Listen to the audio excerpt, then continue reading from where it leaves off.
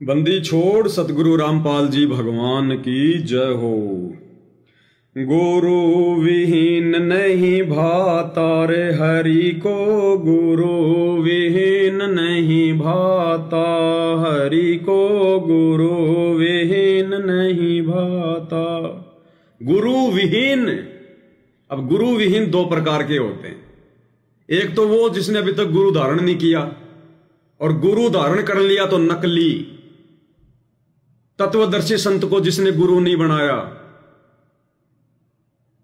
पूर्ण परमेश्वर कबीर जी जब संत रूप में धरती पर आते हैं उस समय उनको गुरु नहीं बनाया, और अन्य चाहे शंकराचार्य को अपना गुरु बना के बैठा है, वो भी गुरु विहीन है। क्योंकि गुरु केवल एक ही होता है एक समय में धरती पर, एक ही, बाकी सब काल के गुरु होते हैं। और दूसरा, उस तत्वदर्शी संत की उस गुरु की शरण में आने के बाद भी जो मर्यादा में नहीं है वो भी गुरु विहीन की श्रेणी में है। गुरु विहीन नहीं भाता रे हरि को, गुरु विहीन नहीं भाता हरि को, गुरु विहीन नहीं भाता। बिना गुरु के मोक्ष नहीं रे संतन दई गवाही, बिना गुरु के मोक्ष नहीं रे संतन दई गवाही। दान धर्म तप योग उपासना जो करते हैं चितलाई, दान धर्म तप योग उपासना जो करते हैं चितलाई। गणिका पुत्र गुरु विहीन कहावे, रह किसकी शरणाई, गणिका पुत्र गुरु विहीन कहावे, रह किसकी शरणाई।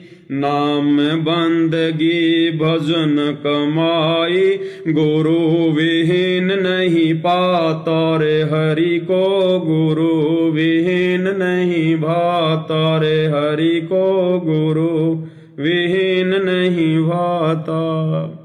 बिना गुरु के मोक्ष नहीं रे संतन दई गवाई, बिना गुरु के मोक्ष नहीं है। सच्चे गुरु के बिना नकली चाहे शंकराचार्य की शरण में चले जाओ, 84 में जाने से नहीं बच पाओगे, गधे कुत्ते सुअर बनने से नहीं बच पाओगे, वो शंकराचार्य ही नहीं बच पाते। और गुरु रूप में परमात्मा था। फिर बहुत सारे भाई बहन अपने मन में अज्ञानता के कारण सवाल खड़े कर देते, इंसान कैसे भगवान हो सकता है? और ये खुद ही कहते हैं, फिर इन्हीं के शंकराचार्यों की वाणी है, आदि शंकराचार्य की। क्या?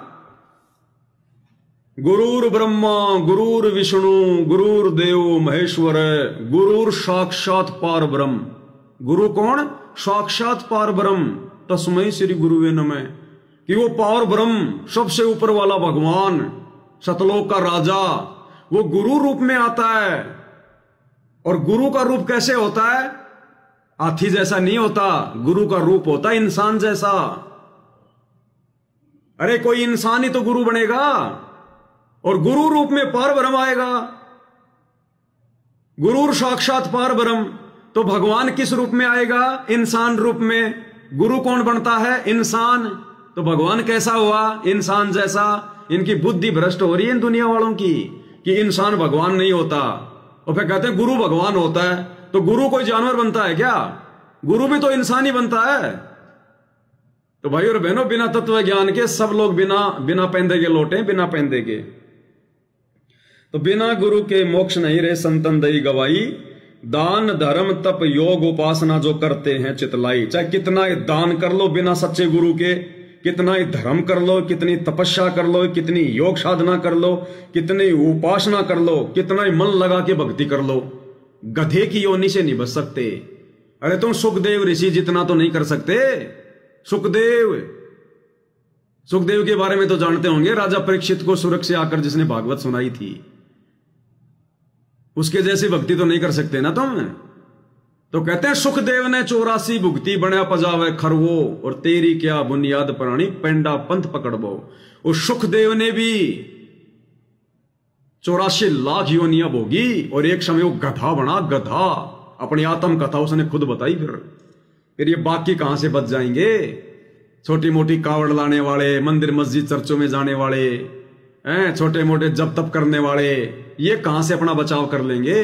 जब सुखदेव जैसा 84 लाख योनियों में गया, वो सुखदेव जैसे तो तुम्हारे शंकराचार्य भी नहीं हो सकते। और गणि का पुत्र गुरु विहीन कावै, रह किसकी शरण आई? और बिना सच्चे गुरु की शरण के ऐसी स्थिति होती है जीव की जैसे कोई गणिका का बेटा हो, वैश्या का बेटा। अब वैश्या के बेटे को कौन अपना नाम देगा? कोई नाम नहीं देता। इसी प्रकार बिना तत्वदर्शी संत की शरण में आकर भक्ति किए ऊपर तुम्हारा कोई ठिकाना नहीं होगा जब शरीर छोड़कर जाओगे।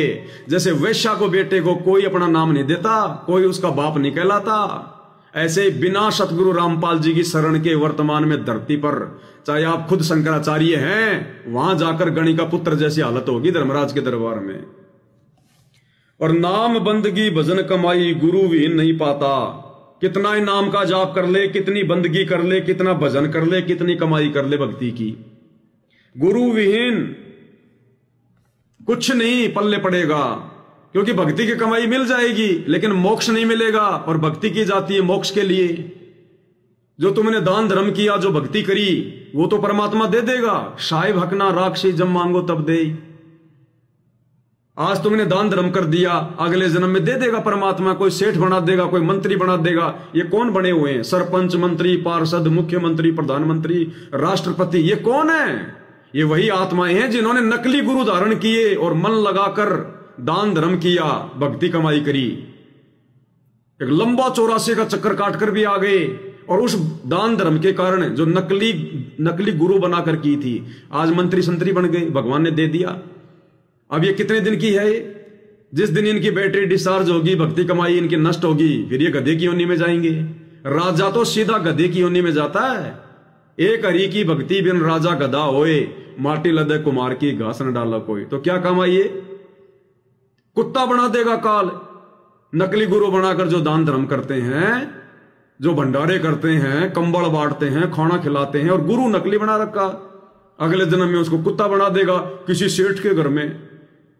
अब देखो, एक तो आम गांव का कुत्ता, खुजली चल रही है, सर में कीड़े पड़े, एक रोटी टूक के लिए घर घर घूम रहा है, कोई टूक डाल रहा है, कोई जूत मार रहा है, वो भी कुत्ता ही है।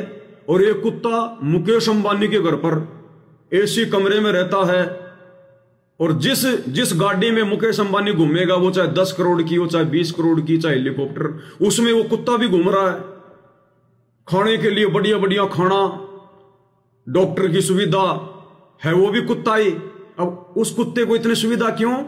क्योंकि जब वो कुत्ता मनुष्य शरीर में था, स्त्री या पुरुष, उसने सच्चा गुरु नहीं बनाया, नकली गुरु बना के दान धर्म किया, नकली गुरु बना के।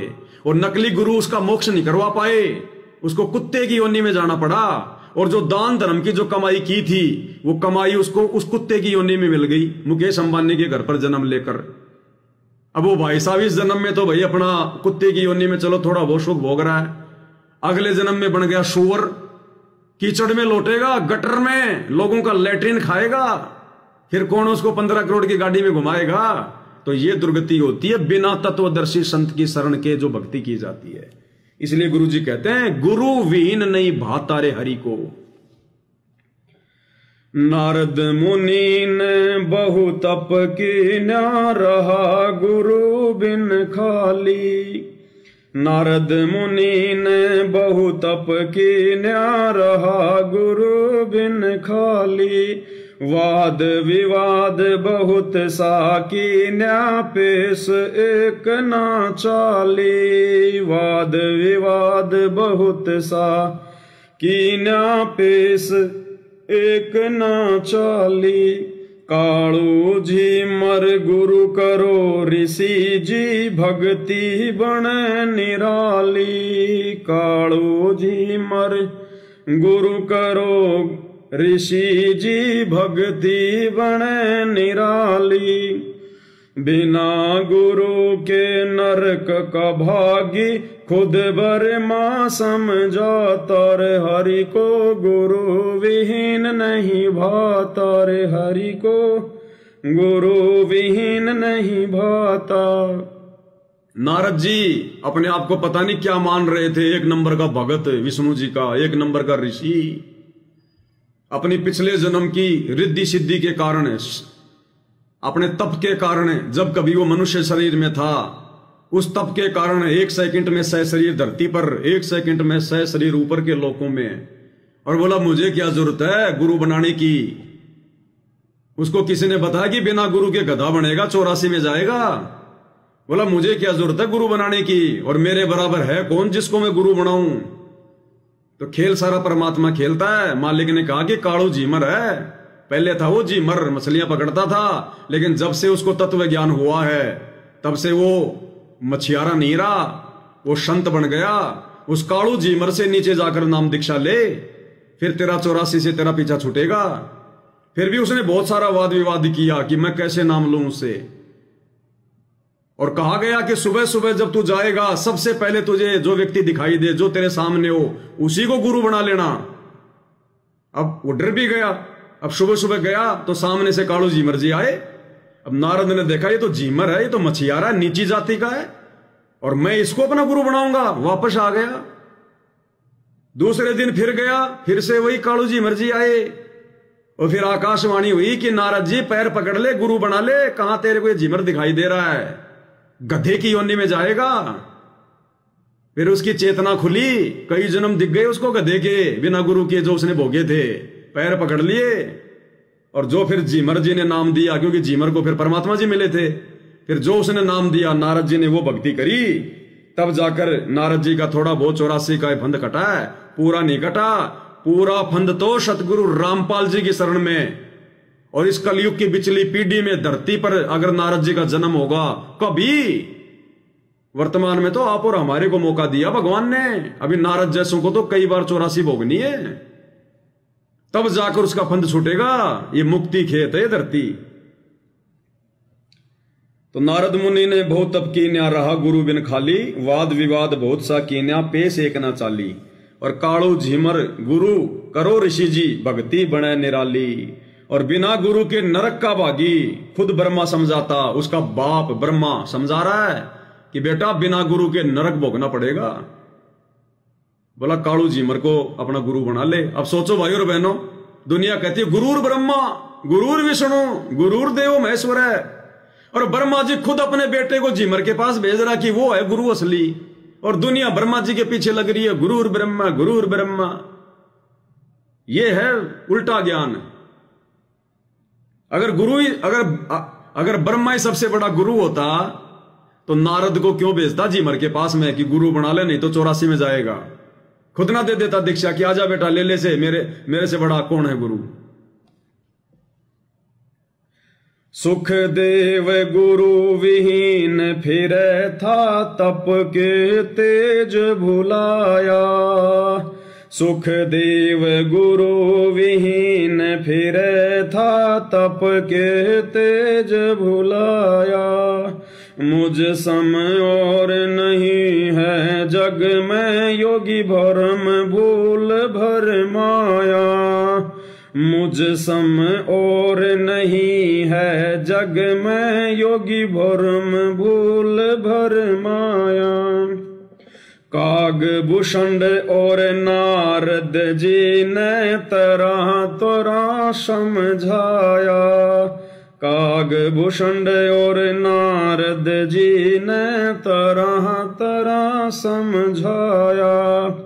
मुक्ति तेरी जनक के द्वारे, न्यो विष्णु सुलझाता रे। हरि को गुरु विहीन नहीं भाता रे, हरि को गुरु विहीन नहीं भाता। सुखदेव ऋषि किसी जन्म में परमात्मा का नाम मिल गया सुनने को, हल्का सा।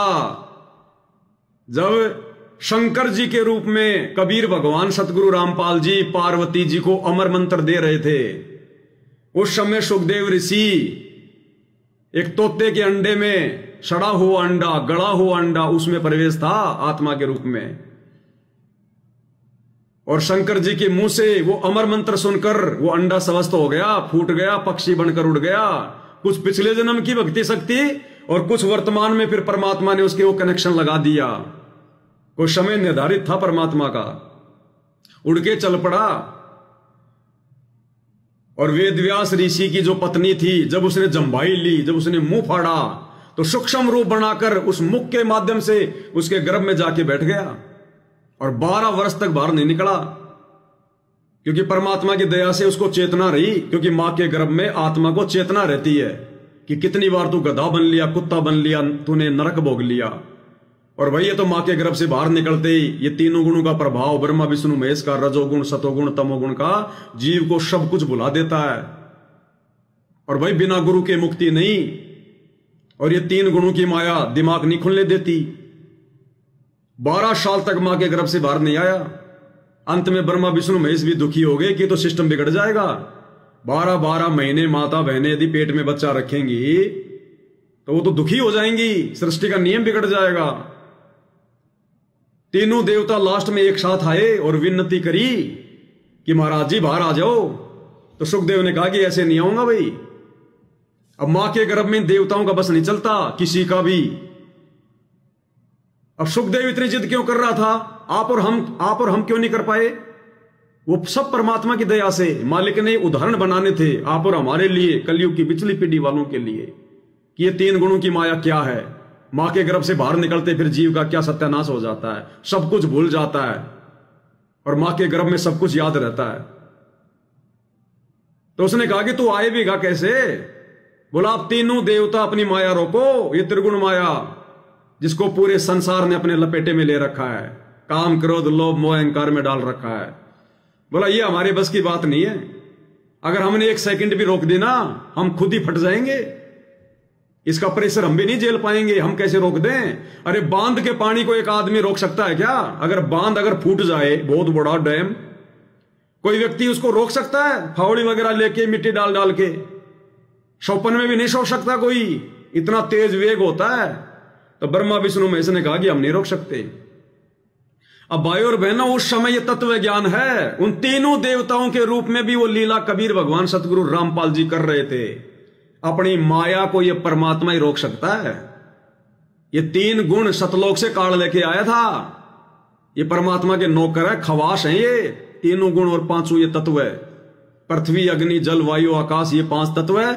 और रजगुण सतोगुण तमोगुण ये कूर्म के मुकुट में थे, वहां से लेके आया था काल। ये परमात्मा के गुलाम है। ये इनको परमात्मा ही रोक सकता है। तो उन तीनों देवताओं के रूप में और इसी कबीर भगवान सतगुरु रामपाल जी ने केवल इतनी देर के लिए माया रोकी जितनी देर भैंस के सींग पर कोई राई का दाना रुक सकता है। एक तो भैंस का सींग भी बिल्कुल गोल ऊपर से, बिल्कुल नुकीला, और राई छोटा सा दाना वो सरसों के जैसा, वो भी बिल्कुल गोल। कैसे रोकोगे? रुक ही नहीं सकता। तो कहते हैं हम तो केवल इतनी देर माया रोक सकते हैं जितनी देर भैंस के सींग पे राई का दाना रुक जाए, यानी रखते नीचे गिरेगा। तो सुखदेव ने कहा कि तुम इतनी देर तो रोको। तो जैसे ही उन्होंने वो अपनी माया रोकी, रोकने वाला तो परमात्मा ही था, इतनी देर में सुखदेव ऋषि मां के गर्भ से बाहर। अरे मालिक का खेल था सारा, सूक्ष्म रूप से बाहर कर दिया उसको। और कहते हैं उस समय 9 नाथ और 84 सिद्ध मां के गर्भ से बाहर आए उसी समय। यानी 9 नाथ बने और 84 बने वो सिद्ध, यानी वो इतनी आत्माएं, 84 और 9 कितने होते हैं? 93 आत्माएं उस दौरान मां के गर्भ से बाहर आई थी, अलग अलग जगह, और उनको भी चेतना रही। और वो 9 नाथ कहलाए, 84 सिद्ध कहलाए। तो परमेश्वर ने यह दया बख्शी। तो सुखदेव ऋषि अपनी उस तपस्या के बल पर उसको थोड़ी बहुत जो चेतना रही मां के गर्भ में कि भैया बिना गुरु की बात नहीं बनेगी, ये तो भक्ति करनी पड़ेगी, ये तो तीनों गुणों का प्रभाव बहुत जबरदस्त है। लेकिन वो फिर भूल गया कि कोई गुरु बनाना पड़ेगा। फिर वो आ गया अपनी अफलातूनी में, क्योंकि वो कमाई, भक्ति कमाई उसके साथ थी। सह शरीर आकाश में उड़ जाता, योगी कहलाने लगा, दुनिया में वाहवाही हो गई। देवलोक में जाता, वहां भी देवता उसकी वाहवाही करते, वाह ऋषि जी वाह, धन्य है तुम्हारे माता पिता, तुम्हारी भक्ति। सह शरीर आ जाते हो पृथ्वी लोक से, और जो है इंद्र जी के लोक में। भूल गया, फिर गुरु बनाने की क्या जरूरत है? कि मेरे बराबर कौन है, मुझे गुरु की क्या आवश्यकता है, मैं तो बिना गुरु के आ रहा हूं और जा रहा हूं। तो कहते हैं सुखदेव ऋषि भी फूल गया। सुखदेव गुरु विहीन फिरे था और तप के तेज बुलाया। अपने तप के कारण, सिद्धि के कारण उसने बुला दिया ज्ञानवान, कुछ भी नहीं, खुद ही गुरु बन बैठा। और मुझ सम और नहीं है जग में योगी भरम भूल भरमाया, कि मेरे समान योगी, मेरे समान साधक संसार में कोई दूसरा नहीं है। अहंकार आ गया। काग भूषण और नारद जी ने तरह तरह समझाया, उसके बावजूद भी उस सुखदेव को कागभूषण जी को कबीर भगवान सतगुरु रामपाल जी जोगजीत के रूप में मिले, उसको ज्ञान समझाया। और नारद जी को भी फिर जो है ब्रह्मा जी के माध्यम से परमात्मा ने झीमर से नाम दिलवाया। तो फिर ये दोनों ही आत्मा कागभूषण जी और नारद जी सुखदेव ऋषि को समझाने लगे कि भैया ज्यादा ऊपर मुंह करके मत चल, ये 4 दिन की है, ये जैसे गुब्बारे में हवा भर दी जाती है ना, थोड़ी देर उड़ता है फिर फूट जाता हो। ये तेरी तपस्या, तेरी शक्ति 4 दिन की है, ये बैटरी तूने जो चार्ज कर रखी है भक्ति करके, ये जिस दिन ये खत्म हो जाएगी ना 84 में जाएगा। और फिर समझा कि हमारे को भी ऐसे ऐसे मिले भगवान, हमारे को भी ऐसे अपनी भक्ति शक्ति पे अहंकार था, भगवान ने आकर ज्ञान देकर हमारा ये घमंड तोड़ा, भक्ति कर ले, गुरु बना ले, कुछ नहीं रखा इन बातों में। तो कागभूषण और नारद जी ने तरह तरह समझाया। और मुक्ति तेरी जनक के द्वारा न्यू विष्णु सुल जाता। अंत में विष्णु जी के रूप में कबीर भगवान सतगुरु रामपाल जी ने उसकी बुद्धि खोली। जब वो विष्णु जी के लोक में जाने लगा ना, कोमन स्वर्ग में तो जाया करता था देव देवताओं के पास, एक दिन उसने सोचा आज मैं विष्णु जी के लोक में भी जाता हूं, और विष्णु जी जब मेरे बारे में सुनेंगे कि पृथ्वी लोक से सहशरीर उड़कर सिद्धि से सुखदेव ऋषि आए हैं, तो मेरी तो वाहवाही करेंगे। अब अगर वो विष्णु होता तो वाहवाही करता, लेकिन उस समय विष्णु रूप में कबीर भगवान सतगुरु रामपाल जी बैठे थे कि आ बेटा तेरी वाहवाही करूंगा जा। वो गया बेचारा, वहां पर जाते द्वारपालों ने रोक दिया, कहां जा रहे हो? अरे कहां जा रहा हूं? अंदर जा रहा हूं। आप अंदर नहीं जा सकते, आपका गुरु कौन है? गुरु? मुझे गुरु की क्या आवश्यकता है? तो फिर आप नहीं जा सकते, यहां का नियम है विष्णु लोक का, जिसका गुरु नहीं है उसको अंदर एंट्री नहीं है। जैसे स्कूल में जिसका नाम नहीं है उसको अंदर एंट्री नहीं है। अब जो तपस्वी होता है ना, उसको गुस्सा भी आता है। उसने कहा कि आप विष्णु जी से मेरी बात कराओ। अंत में फिर विष्णु जी को बुलाया गया। अब आ गए कबीर भगवान सतगुरु रामपाल जी विष्णु रूप में, और आते ही उसने तो सोचा था कि मेरे को तो सीने से लगाएंगे और इन द्वारपालों को धमकाएंगे कि नालायको, तुमने ऐसी पुण्य आत्मा को क्यों रोका। और आते ही विष्णु जी ने कहा कि ऋषि जी क्यों आए हो यहां पर। अब ये सुनकर बेचारा आधा ढीला हो गया। अब आप किसी के दरवाजे पर जाओ बहुत बड़ी कोई उम्मीद लेकर, और वो कह गए क्यों आया यहां पर, तो उसका मूड देख के आधे तो हम वैसे ढीले पड़ जाते हैं। अब इसे क्या मांगू, मांगने आया था पैसे उधार, इसका तो मूड वैसे खराब है, ये तो कोई इज्जत ही नहीं दे रहा, पैसे कहां से देगा। तो परमात्मा तो ऐसे लोगों का घमंड तोड़ता है। तो विष्णु रूप में कबीर भगवान सतगुरु रामपाल जी ने कहा कि ऋषि जी क्यों आए हो यहां पर। बोले भगवान मैं आपके लोक में रहना चाहता हूं। तो भगवान ने लीला करी, वो तो अंतर्यामी थे, लेकिन पूछा कि द्वारपालों क्यों नहीं आने दे रहे इनको। बोले जी इनके गुरु नहीं है। तो परमात्मा बोले तेरा गुरु नहीं है। बोले नहीं। बोला बिना गुरु के एंट्री नहीं है यहां पर, पहले गुरु बनाओ जाकर। तो वो बोला जी मैं गुरु बनाऊं किसको, मेरे समान कोई धरती पर है ही नहीं। तो विष्णु रूप में भगवान ने कहा रे नालायक आदमी, ये भी तेरा घमंड बोल रहा है, तेरा अहंकार बोल रहा है, तेरे उल्टे दिन लग रहे हैं। अरे पृथ्वी जिस दिन गुरुओं से विहीन हो जाएगी ना, आग लग जाएगी आग। हर समय मेरा कोई ना कोई गुरु धरती पर रहता है। विष्णु रूप में लीला कर रहे थे और बोला राजा जनक के पास चला जा, इस समय वो पृथ्वी पर मेरा अधिकारी गुरु है, उससे दीक्षा ले, फिर आ तो यहां। उसके बाद में उसने वहां जाकर राजा जनक से दीक्षा ली, और जनक के रूप में भी फिर यही भगवान जाके बैठ गए वहां पर। सारा खेल ये मालिक खेलता है भाई और बहनों। जीव को पता भी नहीं चलता, राजा जनक को पता भी नहीं चलता, विष्णु जी को पता भी नहीं चलता कब कौन क्या खेल खेल गया। तो ये ऐसा लीलाधर है, रियल लीलाधर सतगुरु रामपाल जी, ये कबीर भगवान। तो कहते हैं मुक्ति तेरी जनक के द्वारा न्यू विष्णु सुल जाता। विष्णु रूप में कबीर भगवान सतगुरु रामपाल जी ने सुलझाया उसको कि जाके नाम ले ले, नहीं तो गधा बनेगा, कुछ नहीं लेना देना। गुरु विहीन नहीं भाता रे हरि को, गुरु विहीन नहीं भाता। अब बताओ ये छोटे मोटे गुरुओं की, ये जो बैठे हैं, जो पीले पीले कपड़े पहन के छापा तिलक चुंडित मुंडित हैं, दुनिया भर के उल्टे प्रवचन लोगों को देकर लोगों का बेड़ा गर्क कर रहे हैं, इनका क्या होगा जब सुखदेव जैसों को 84 लाख योनियां भोगनी पड़ी। किरसन जीन गुरु दुर्वासा की न्यानेक शर्म नहीं कीता। किरसन जीन गुरु दुर्वासा की न्यानेक शर्म नहीं कीता। ज्ञान गुरु संदीपनी पाया जब कथी ज्ञान की गीता। ज्ञान गुरु संदीपनी पाया जब कथी ज्ञान की गीता। बिना गुरु जो जग से जाता रह रीते का रीता। बिना गुरु जो जग से जाता रह रीते का रीता। गुरु की महिमा अपरम पारा गुरु मोक्ष के दाता। हरि को गुरु विहीन नहीं भाता। हरि को गुरु विहीन नहीं भाता। अब आगे और क्या समझा रहे हैं परमात्मा। जो लोग गुरु विहीन घूम रहे हैं, बिना गुरु के मंदिरों में, मस्जिदों में, चर्चों में, गुरुद्वारों में, तीर्थों पे कावड़ लाते फिर रहे हैं और गुरु भी बना रखा है, तो ये चुंडित मुंडित, ये नकली। कहते हैं कृष्ण जी ने गुरु दुर्वासा की नेक शर्म नहीं कीता। अरे श्री कृष्ण जी को तो आप लोग अपना भगवान मानते हो, 3 लोक के भगवान मानते हो, विष्णु जी के अवतार मानते हो। कहते हैं उस भगवान ने भी दुर्वासा ऋषि को अपना आध्यात्मिक गुरु बनाया।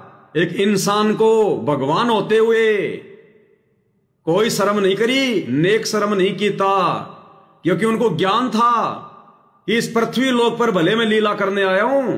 अगर मैंने गुरु बनाकर यहां के नियम अनुसार अगर भक्ति नहीं करी, गधे की योनि में जाऊंगा। तो श्री कृष्ण जी ने भी, यानी भगवान विष्णु ने भी एक इंसान को, दुर्वासा को अपना गुरु बनाया, कोई शर्मा शर्मी नहीं करी। अरे विचार करो, ये हिंदुस्तान 70% हिंदुस्तानी राम और श्री कृष्ण की पूजा करते हैं अपना भगवान मानकर।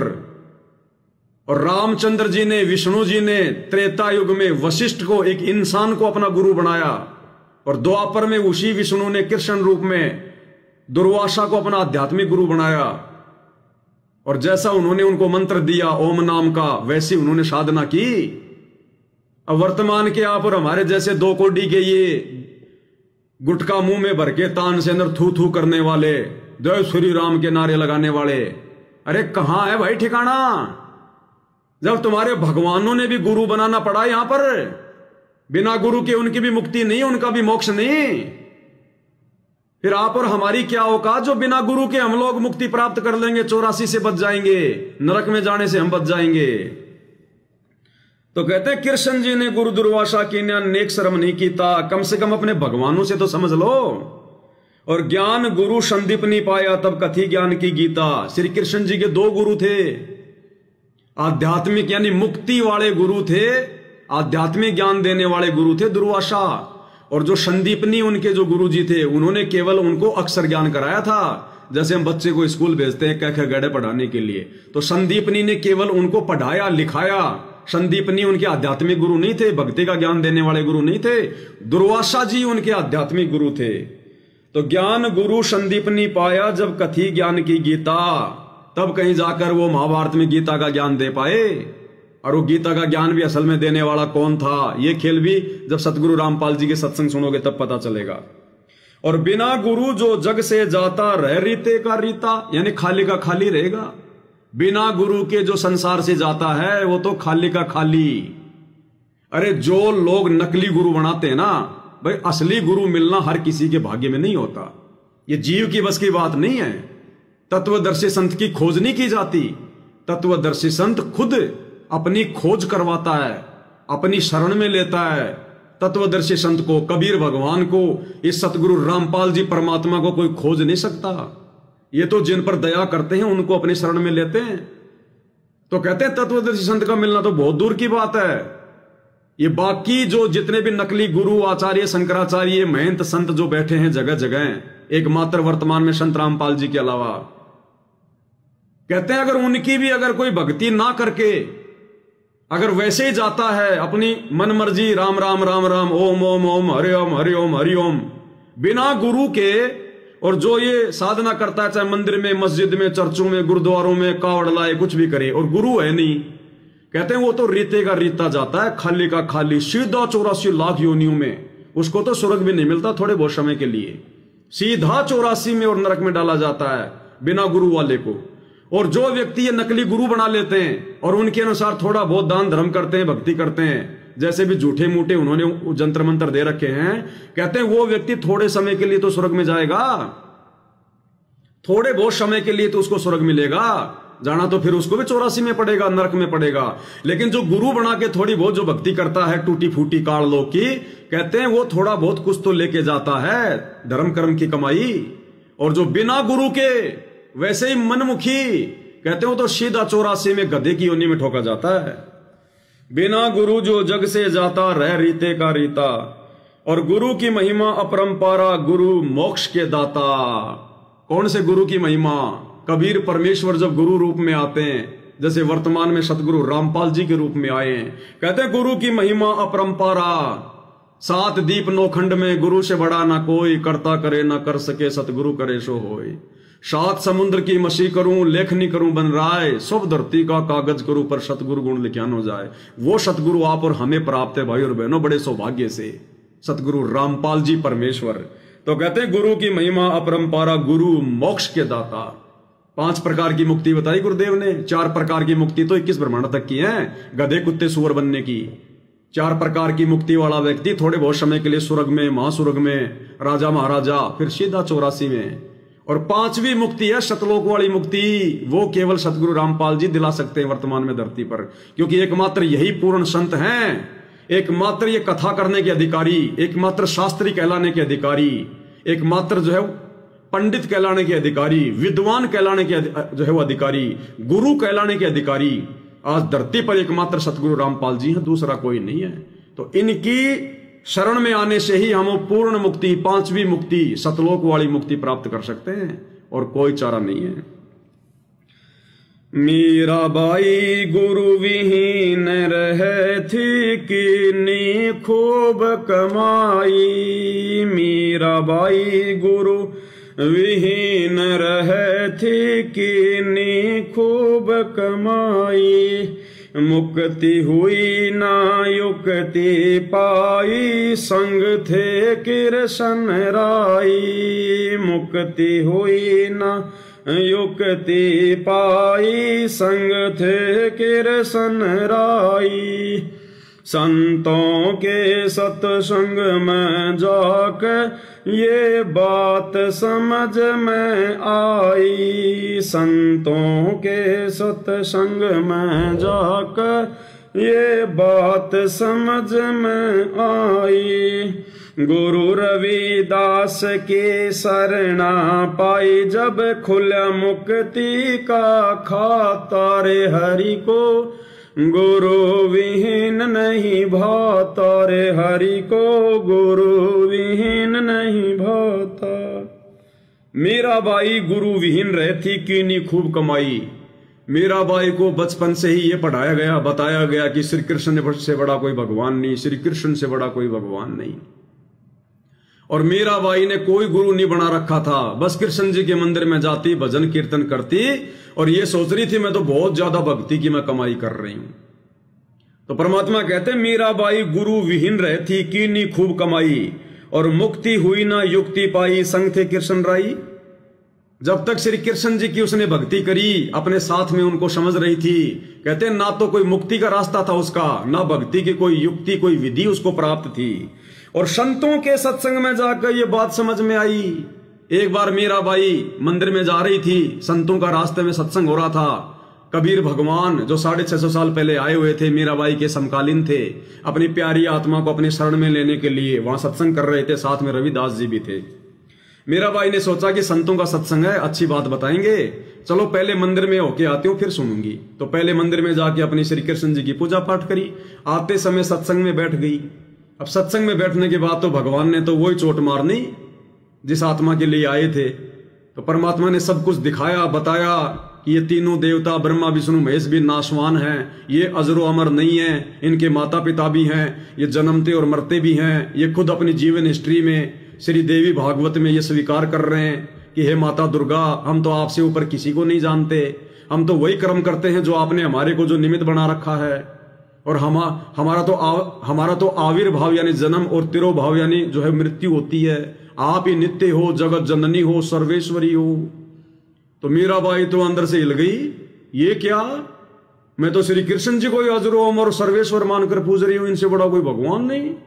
ये तीन लोक के स्वामी हैं, वो तीन लोक से ऊपर कोई लोक ही नहीं मान रही थी। मन में शंकाएं आई। सत्संग के बाद में कबीर परमेश्वर सतगुरु रामपाल जी के चरणों में जाकर बैठी, शंकाएं व्यक्त की और मीराबाई ने कहा कि भगवान मैं आपकी बात नहीं मान सकती, मैं तो श्री कृष्ण से ऊपर किसी को मानती नहीं। तो कबीर परमेश्वर जी ने कहा कि मीराबाई एक काम करना, आप अपने श्री कृष्ण जी से पूछ लेना, वो देव है, झूठ नहीं बोलेंगे, आप श्री कृष्ण जी से पूछ लेना। अगर वो कह दें कि हमसे भी ऊपर कोई और शक्ति है और हमारी भक्ति से मुक्ति नहीं है, 84 लाख योनियां नहीं कट सकती, ना हमारी ना हमारे भक्तों की, तब हमारे पास आ जाना, तुझे आगे का रास्ता बता देंगे। अब मीराबाई की तो रात बड़ी मुश्किल से कटी। दूसरे दिन सीधी मंदिर में गई, विशेष वो तड़प और कसक पैदा करी, तो उसकी पिछले जन्म की भक्ति शक्ति से श्री कृष्ण जी प्रकट हो गए। अब भाई और बहनों, सारे खेल भगवान खेलता है, क्योंकि ये शब्द श्री कृष्ण की महिमा में नहीं है, ये भगवान श्री कृष्ण की महिमा करने नहीं आते यहां। अब श्री कृष्ण जी ने कहां आना था भाई और बहनों, वो तो द्वापर में चले गए थे, अपना जैसा भी उनको जाना था। यही कबीर भगवान अपनी आत्माओं के लिए ये त्रिदेवों की भूमिका यही परमात्मा करता है। तो श्री कृष्ण जी का रूप बनाकर आ गए परमात्मा। वो श्री कृष्ण जी कहां उनको सच बताने वाले थे, वो कहां सच बताने वाले थे भाई उनको। तो श्री कृष्ण, जब मीरा ने पूछा सारी बातें कि ऐसे ऐसे मैंने संतों के सत्संग से सुना कि आपसे ऊपर भी कोई भगवान है, तो परमेश्वर ने कहा कि मीराबाई है, हमसे ऊपर तो और बहुत शक्तियां हैं, और मीराबाई तू जो है ट्राई भी मत करना, हमने ट्राई कर देख ली, क्योंकि ब्रह्मा जी ने पता नहीं 88,000 युग तक या कितने समय उसने किया तप, विष्णु जी ने खोज करी, हजारों साल नहीं मिला, शंकर जी ने 88,000 वर्ष तक समाधि लगा के देख ली, नहीं मिला।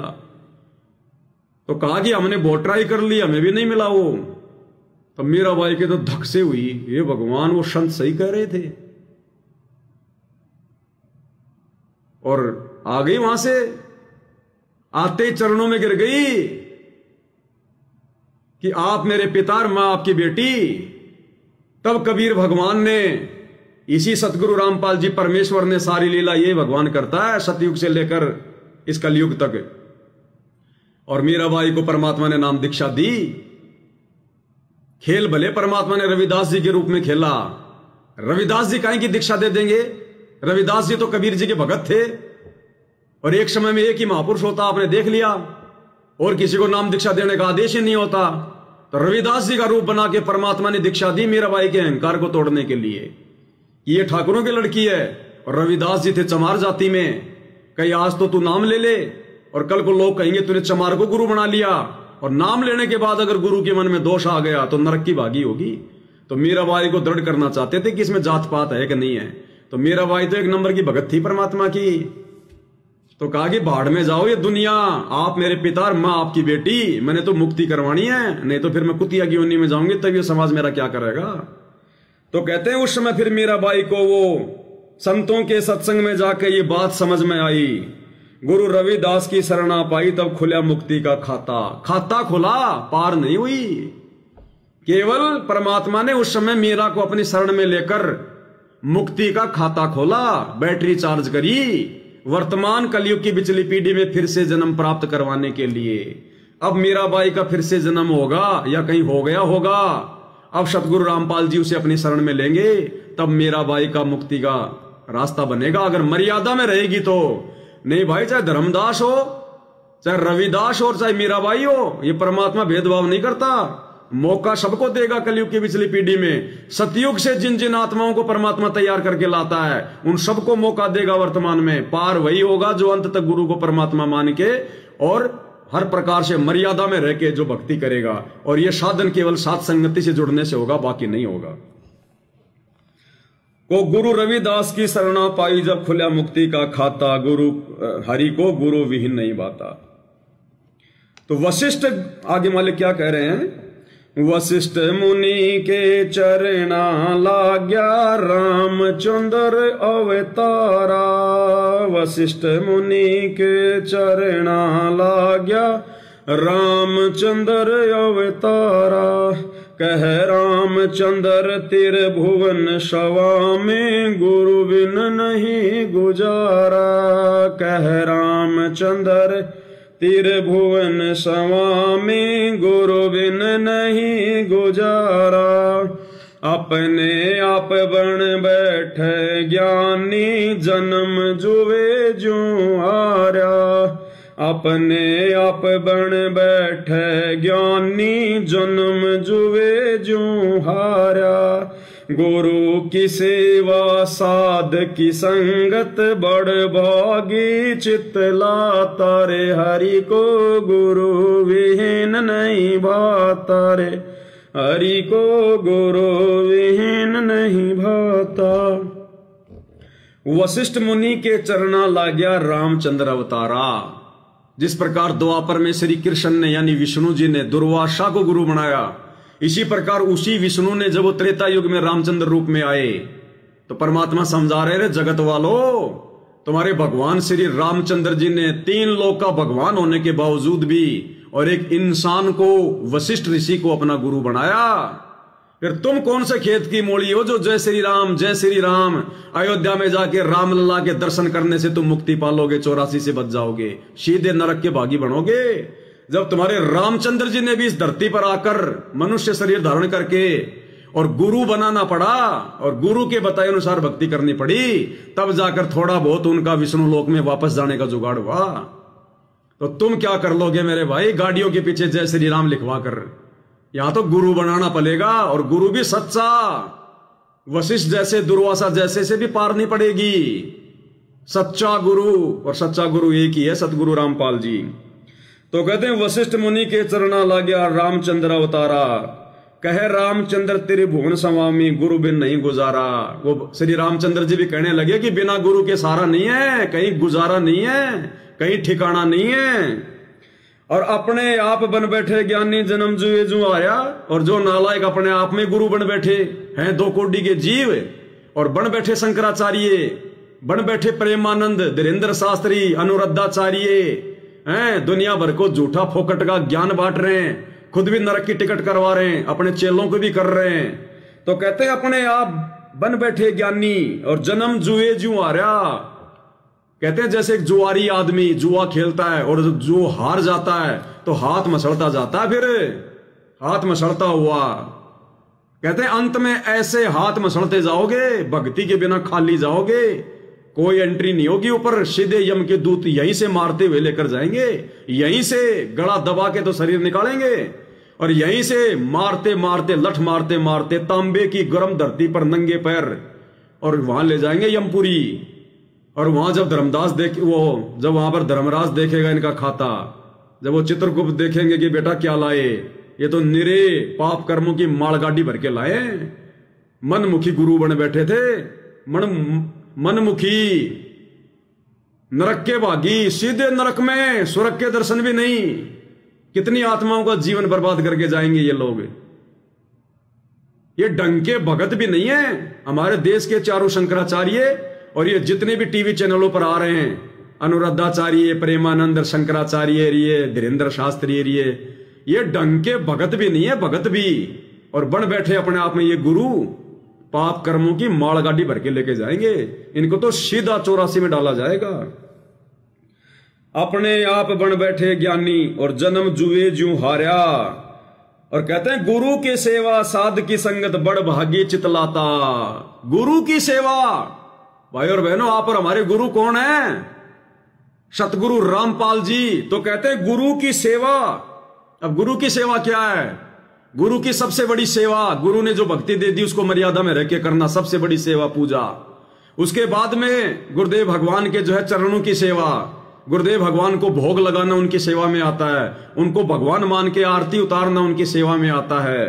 तो कहते हैं गुरु की सेवा और फिर साध की संगत, फिर जो अच्छे भगत हैं, जो नेक भगत हैं, मर्यादित भगत हैं, जिन पे गुरु की दया है, कहते हैं उन भगतों की संगति करना। क्योंकि सतगुरु से उपदेश लेने के बाद में सुसंगति और कुसंगति का बहुत बड़ा रोल है, बहुत बड़ा रोल। अगर सतगुरु रामपाल जी की यानी सतगुरु की शरण भी मिल गई और अगर आपको कुसंगति मिल गई भक्तों की, आपको मर्यादित भक्तों की संगति नहीं मिली और कुसंगति मिल गई आपको, जैसे सतलोक आश्रम में बैठे हैं गुरु जी के परिवार वाले, ये कोऑर्डिनेटर नाम दीक्षा वाले, ये सारे के सारे ये कुसंगत है। अब देख लो सारी संगत का बेड़ा गर्क कर रखा है। और सुसंगति यहां है साथ संगति में। देख लो भगत भाई बहन किस कदर समर्पित होते जा रहे हैं दिन प्रतिदिन अपने गुरु जी के प्रति। तो कहते हैं गुरु की सेवा और साध की संगत, ये दोनों चीजें कितनी इंपॉर्टेंट है। अगर साध संगति मिल गई और सच्चा गुरु नहीं मिला तो भी नरक में, और सच्चा गुरु मिल गया और साध संगति नहीं मिली तो भी नरक में। तो गुरु की सेवा साध की संगत बड़ भागी चितलाता। कहते हैं कोई परम सौभाग्यशाली, कोई बड़ भागी होता है। तो देख लो भाई और बहनों, ये दुनिया के तो भाग फूटे पड़े हैं। शकल पदार्थ है जगमाही, कर्म ही नर पावत नहीं। इन लोगों को तो सतगुरु रामपाल जी में ढंग के संत भी दिखाई नहीं दे रहे। ये गुरु और भगवान तो कहां देखेंगे, उल्टी साधना में मस्त हैं। और जिन जिन को सतगुरु रामपाल जी ने अपनी शरण में लिया वो भी अपने गुरु को परमात्मा नहीं मान रहे और कुसंगति का शिकार होके बैठे हैं। और असल में गुरु की सेवा और साध की संगत कौन कर रहा है? बड़ भागी चितलाता। तो यहां पर हमारा परम सौभाग्य है भाई और बहनों, चंद आत्माओं का। गुरु की सेवा साध की संगत बड़ भागी चितलाता, रे हरि को गुरु विहीन नहीं भाता।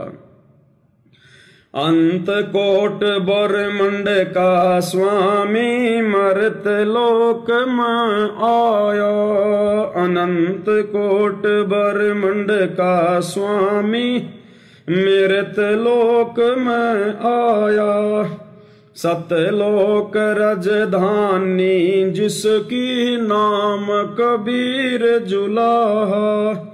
सतलोक राजधानी जिसकी नाम कबीर जुलाहा। रामानंद क्रम कांड में उलझा शिष होकर सुलझाया। रामानंद क्रम कांड में उलझा शिष होकर सुलझाया। ना जन्म ना मरे वो दाता, सो सतगुरु कहलाता। रे हरि को गुरु विहीन नहीं भाता। रे हरि को गुरु विहीन नहीं भाता। अब कहते हैं अनंत कोट ब्रह्मांड का स्वामी मृत लोक में आया। कौन है? अनंत कोट ब्रह्मांड का स्वामी कबीर परमेश्वर। और कहते हैं मृत लोक में आया, स्वयं चलकर गति करके सहशरीर अपनी अच्छी आत्माओं को काल के जाल से निकालने के लिए वो कबीर भगवान इस मृत लोक में आता है, धरती पर पृथ्वी पर आता है। आया यानी वो स्वयं आता है, किसी को भेजता नहीं है। जिन भगत भाई बहनों को यह गलतफहमी है कि सतगुरु रामपाल जी को तो कबीर जी ने भेजा है, ये तो कबीर जी के दास हैं, कबीर जी के अवतार हैं, ये गलतफहमी दिमाग से निकाल देना। ये विधान है परमात्मा का, स्वयं आता है।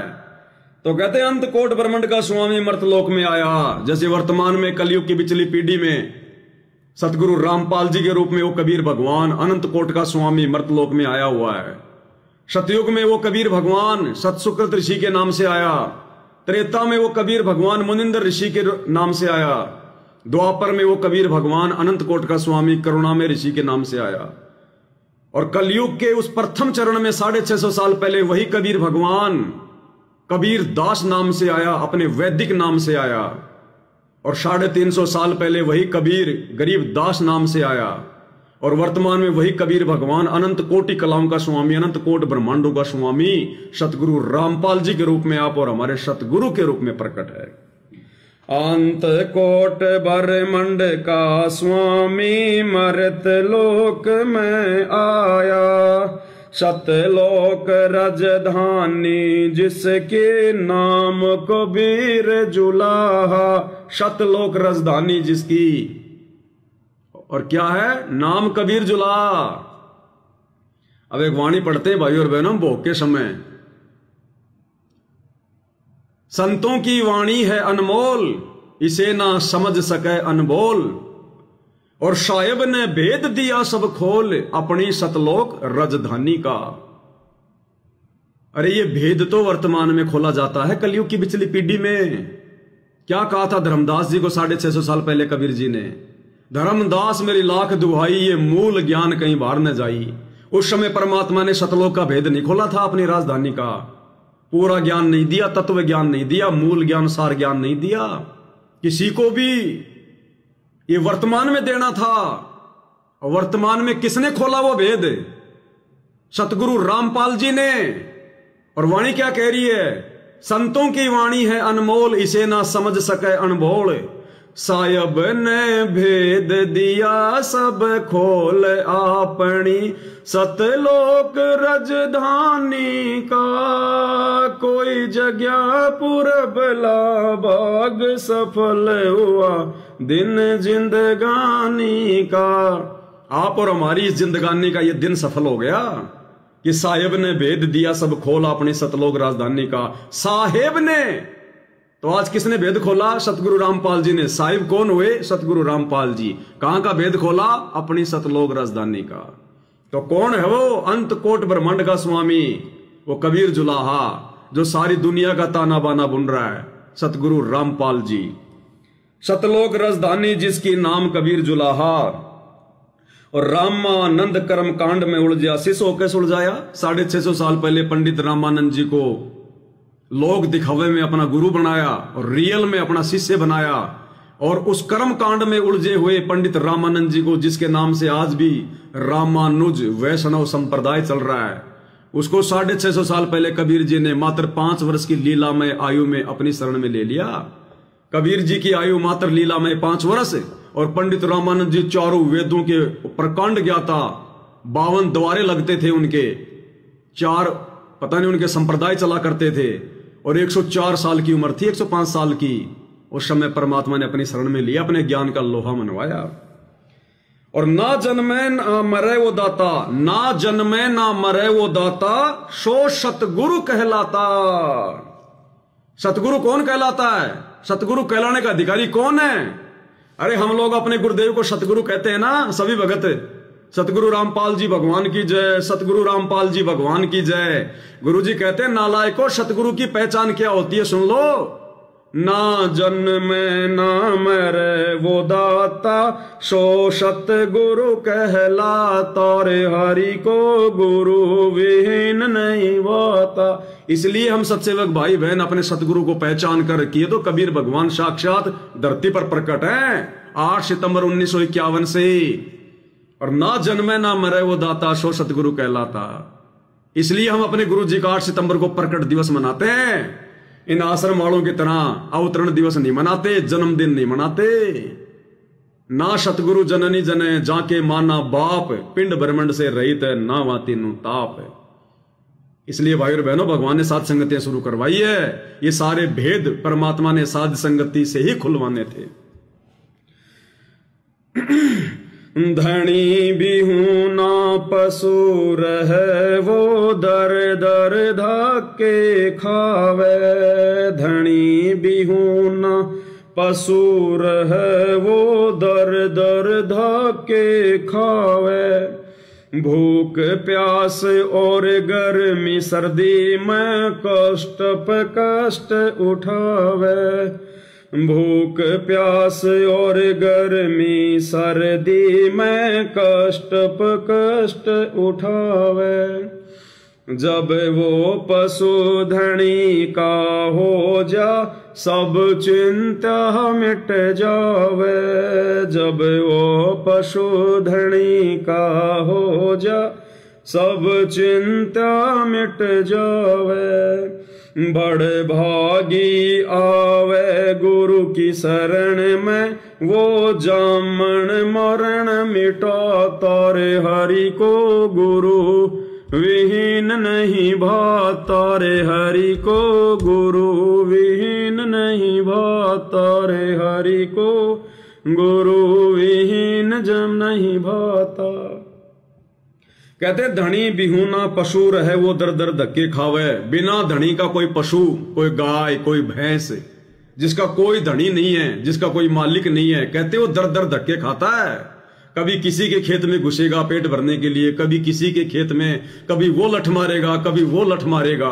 बिना मालिक के पशु की, बिना धनी के पशु की ऐसी हालत होती है। और भूख प्यास और गर्मी सर्दी में कष्ट पर कष्ट उठावे। और जब भूख लगती है तो कोई उसको चारा नहीं डालता, गर्मी सर्दी के लिए कोई उसको झोपड़ी बना के नहीं देता, कष्ट पे कष्ट उठाता है। और जब वो पशु धनी का हो जाए, सब चिंता मिट जावे।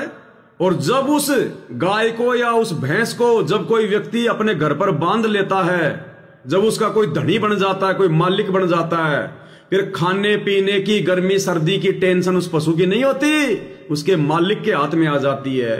फिर उसके लिए खाने पीने की व्यवस्था, छाया की व्यवस्था, सर्दी से बचाने की व्यवस्था उसका धनी करेगा, उसका मालिक करेगा। ठीक इसी प्रकार गुरुदेव भगवान समझा रहे हैं ज्ञानहीन लोगों को, जो तत्व ज्ञान के अभाव में बड़े बड़े भगत बने दिखाई दे रहे हैं, गुरु बने दिखाई दे रहे हैं। कहते हैं तुम्हारी हालत बिना सच्चे गुरु के उस गाय और भैंस की तरह है जिसका कोई मालिक नहीं है। और कितना वो कष्ट उठाता है, 2 टाइम की रोजी रोटी के लिए दर दर के धक्के खाता है। कहते हैं बिना गुरु के तुम्हारी हालत उस पशु के जैसी है। तुम्हारा कोई धनी नहीं होगा, ना यहां ना वहां। और जब उस पशु को कोई धनी अपने घर पर बांध लेता है तो फिर सारी चिंता धनी की हो जाती है। ठीक इसी प्रकार जब हम गुरु धारण कर लेते हैं, नकली गुरु से बात नहीं बनेगी। भले शंकराचार्यों के पास चले जाना, शंकराचार्य खुद भी नकली गुरुओं की शरण में थे। ये जहां से पंथ चला है ना, ये शंकराचार्य का, आदि शंकराचार्य से, वो शंकराचार्य खुद भी आधा अधूरा गुरु था, पूरा नहीं था। तो कहते हैं इसी प्रकार जब हम गुरु धारण कर लेंगे, सच्चा गुरु, तत्वदर्शी संत, जिसके विषय में गीता अध्याय 3, गीता अध्याय 4 श्लोक 34 में कि अर्जुन अगर तुझे पूर्ण मुक्ति चाहिए, सनातन परम धाम को जाना है, 84 से बचना है, गधा कुत्ता सुअर बनने से बचना है, तो किसी तत्वदर्शी संत की खोज कर ले और उसके कई अनुसार भक्ति कर, उसको प्रसन्न कर, भक्ति करके तब तेरा पीछा छूटेगा। तो वो तत्वदर्शी संत गीता अध्याय 4 श्लोक 34 के अनुसार वर्तमान में सतगुरु रामपाल जी है। इन शंकराचार्यों को भी जल्द से जल्द सतगुरु रामपाल जी के चरणों में आकर समर्पित कर देना चाहिए अपने आप को, नहीं तो 84 से बाहर नहीं निकल पाओगे। तो कहते हैं बिना गुरु की यह हालत होगी जैसे बिना धनी का कोई पशु होता है, कितना दुख उठाता है। और जब हम गुरु धारण कर लेंगे, फिर सारी चिंता हमारे गुरु की, फिर आगे का रास्ता हमारे गुरु का, हमें कहां लेके जाना है, कहां हमारे को जन्म देना है या हमारा मोक्ष करवाना है, ये हमारे गुरु की चिंता। यहां भी कैसे हमारा पेट भरेगा, कैसे हमारे परिवार का पालन पोषण करेगा, कैसे हमारे काम धंधे को चलाएगा, आपत्तियों से रक्षा करेगा, सारी चिंता फिर हमारे गुरु की, फिर सारा रास्ता गुरु निकालेगा। गुरु तो कहते हैं बिना गुरु के तो कोई उस शून्य गाय और भैंस की तरह कोई चारा ही नहीं है। तो ये जगत वालों के लिए विशेष संदेश है कि बिना गुरु के तुम जो मंदिर, मस्जिद, चर्च, गुरुद्वारे, तीर्थ बाट हैं, ये पैदल यात्रा, कावड़ लाना, ये जो घूम रहे हो ना फालतू में, ये मनोरंजन के नाम पे जो तुम कर रहे हो, ये अंत में बहुत दुखी होगे, पछताओगे। ये शरीर छूटने के बाद में फिर कुछ नहीं है, सीधा 84 लाख योनियों में। और एक कुत्ते का जीवन देख लो तुम, खाज लग जाती है, सर में कीड़े पड़ जाते हैं, और रोड पर कैसे एक्सीडेंट में मौत होती है उसकी। ये हालत होगी फिर, आज चाहे वो राष्ट्रपति बन के क्यों ना बैठा है, अगर गुरु नहीं बनाया सतगुरु रामपाल जी को वर्तमान में, चाहे देश का राष्ट्रपति हो, चाहे प्रधानमंत्री हो, चाहे अमेरिका का राष्ट्रपति हो, यही हालत होनी है सबकी, यही हालत है।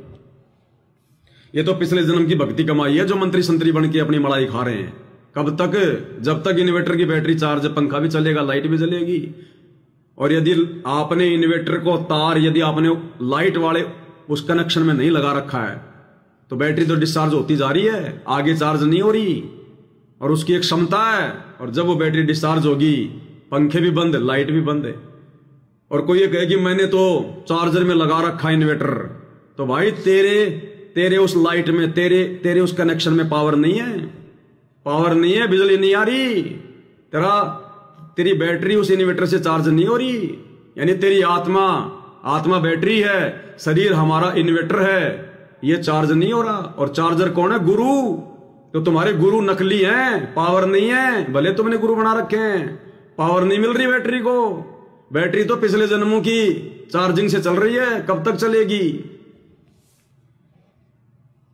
राम देवानंद मिले गुरु पूरे, राम भजन लो लागी। राम देवानंद मिले गुरु पूरे, राम भजन लो लागी। असंख्य जन्म की बात कठिन थी, गुरु शरण किस्मत जागी। असंख्य जन्म की बात कठिन थी, गुरु के शरण में किस्मत जागी। भरम भेद और राग ईर्ष्या का कोई न देखा त्यागी। भरम भेद और राग ईर्ष्या का कोई न देखा त्यागी। कहें कबीर वो है बड़ भागी, जिसका होया पूरे गुरु से नाता रे। हरि को गुरु विहीन नहीं भाता रे, हरि को गुरु विहीन नहीं। अब यहां क्या है भाई और बहनों, इस चौपाई के दो अर्थ हैं, दो। दास ने इसको चेंज इसलिए नहीं किया क्योंकि ये दोनों तरीके से हम इसको जो है वो समझेंगे। यहां सतगुरु रामपाल जी परमेश्वर जी ने, हालांकि ये वही कबीर भगवान है जो 650 साल पहले आए थे, अनंत करोड़ बार आ चुके हैं और वर्तमान में भी वही लीला कर रहे हैं जो लीला इन्होंने गुरु शिष्य परंपरा के तहत 650 साल पहले की थी। यानी आज आप और हमें पता है कि 650 साल पहले कबीर जी के गुरु पंडित रामानंद जी नहीं थे, बल्कि पंडित रामानंद जी, कबीर जी, उन्होंने कबीर जी को अपना गुरु बना रखा था। यानी लोग दिखावे में तो कबीर जी के गुरु पंडित रामानंद जी थे और रियल में पंडित रामानंद जी के गुरु थे कबीर जी। और वही लीला परमात्मा वर्तमान में खेल रहे हैं, एज इट इज, ऐसे की ऐसे, ऐसे की ऐसे, at is, as it is. और उसके लिए भाई और बहनों आपको एक छोटा सा एक वीडियो दिखाऊंगा। गुरु जी का छोटा लड़का जो मनोज है, जिसने अपना इंटरव्यू दिया था, उसका छोटा सा आपको एक इंटरव्यू दिखाऊंगा।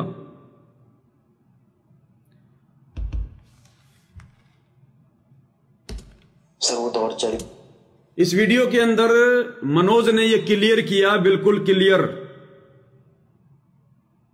इसने कहा कि जब मैं छोटा सा था तब मेरे पिताजी यानी सतगुरु रामपाल जी मुझे दादा गुरु जी के पास लेकर गए और वहां जाकर मेरे पिताजी ने कहा कि भाई मैं गुरुजी से मिलना चाहता हूं। तो सेवादारों ने कहा जी वो तो सो रहे हैं। तो सतगुरु रामपाल जी एक अच्छे भगत की भूमिका करते हुए अपने छोटे पुत्र मनोज को लेकर वहां बैठ गए। कुछ समय बाद जब आदरणीय राम देवानंद जी की आंख खुली तो शिष्यों ने कहा जी रामपाल जी आए, क्योंकि वो तो अपना भगत भाई समझा करते थे। बोलो जी हरियाणा से रामपाल जी आए, रामपाल भगत आया है। तो दादा गुरु जी का क्या रिएक्शन था? दादा गुरु जी ने उस सेवादार को धमकाया और कहा कि तूने मुझे जगाया क्यों नहीं और उनको बाहर क्यों बैठाया, अंदर क्यों नहीं लाए, मुझे क्यों नहीं जगाया? तो सेवादार भी आश्चर्यचकित रह गए कि एक भगत के लिए और इतना। लेकिन वो रामानंद जी के लिए भगत नहीं था, भगवान था, भगवान। उनकी आपस में बातचीत हो चुकी थी। वो 650 साल पहले वाला खेल चल रहा था सारा का सारा। ये लंबा है भाई और बहनों, 18 मिनट का है, हमारे पास इतना समय नहीं है फिलहाल। बाकी दास आपको कई बार ये सुना चुका है, बीच बीच में आपको मैं दिखा दूंगा हल्का फुल्का सा। तो दादा गुरु जी ने कहा कि उनको बाहर क्यों बैठाया और मुझे क्यों नहीं जगाया, उनको अंदर लेके आओ।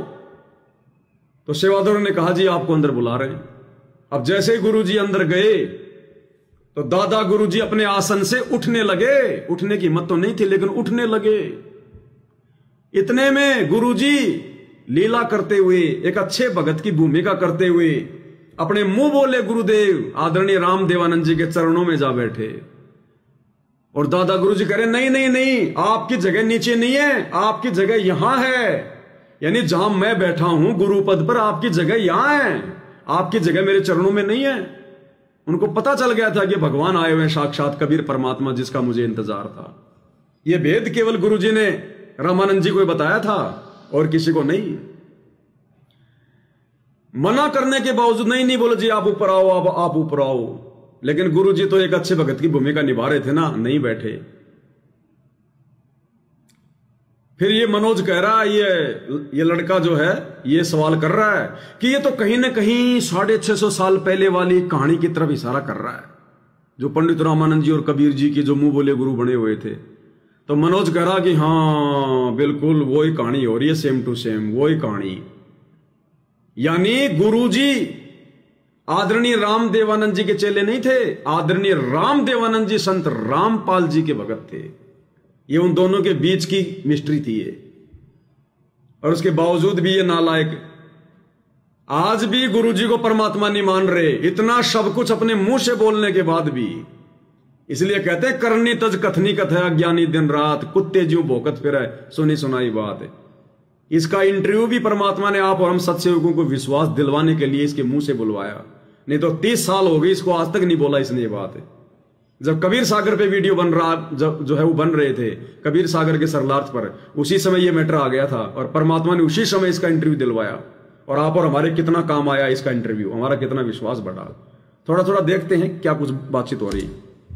था आपने इतनी सारी बातें बताई तो बहुत ही अनसुनी बातें हैं और बहुत ही रोचक बातें हैं।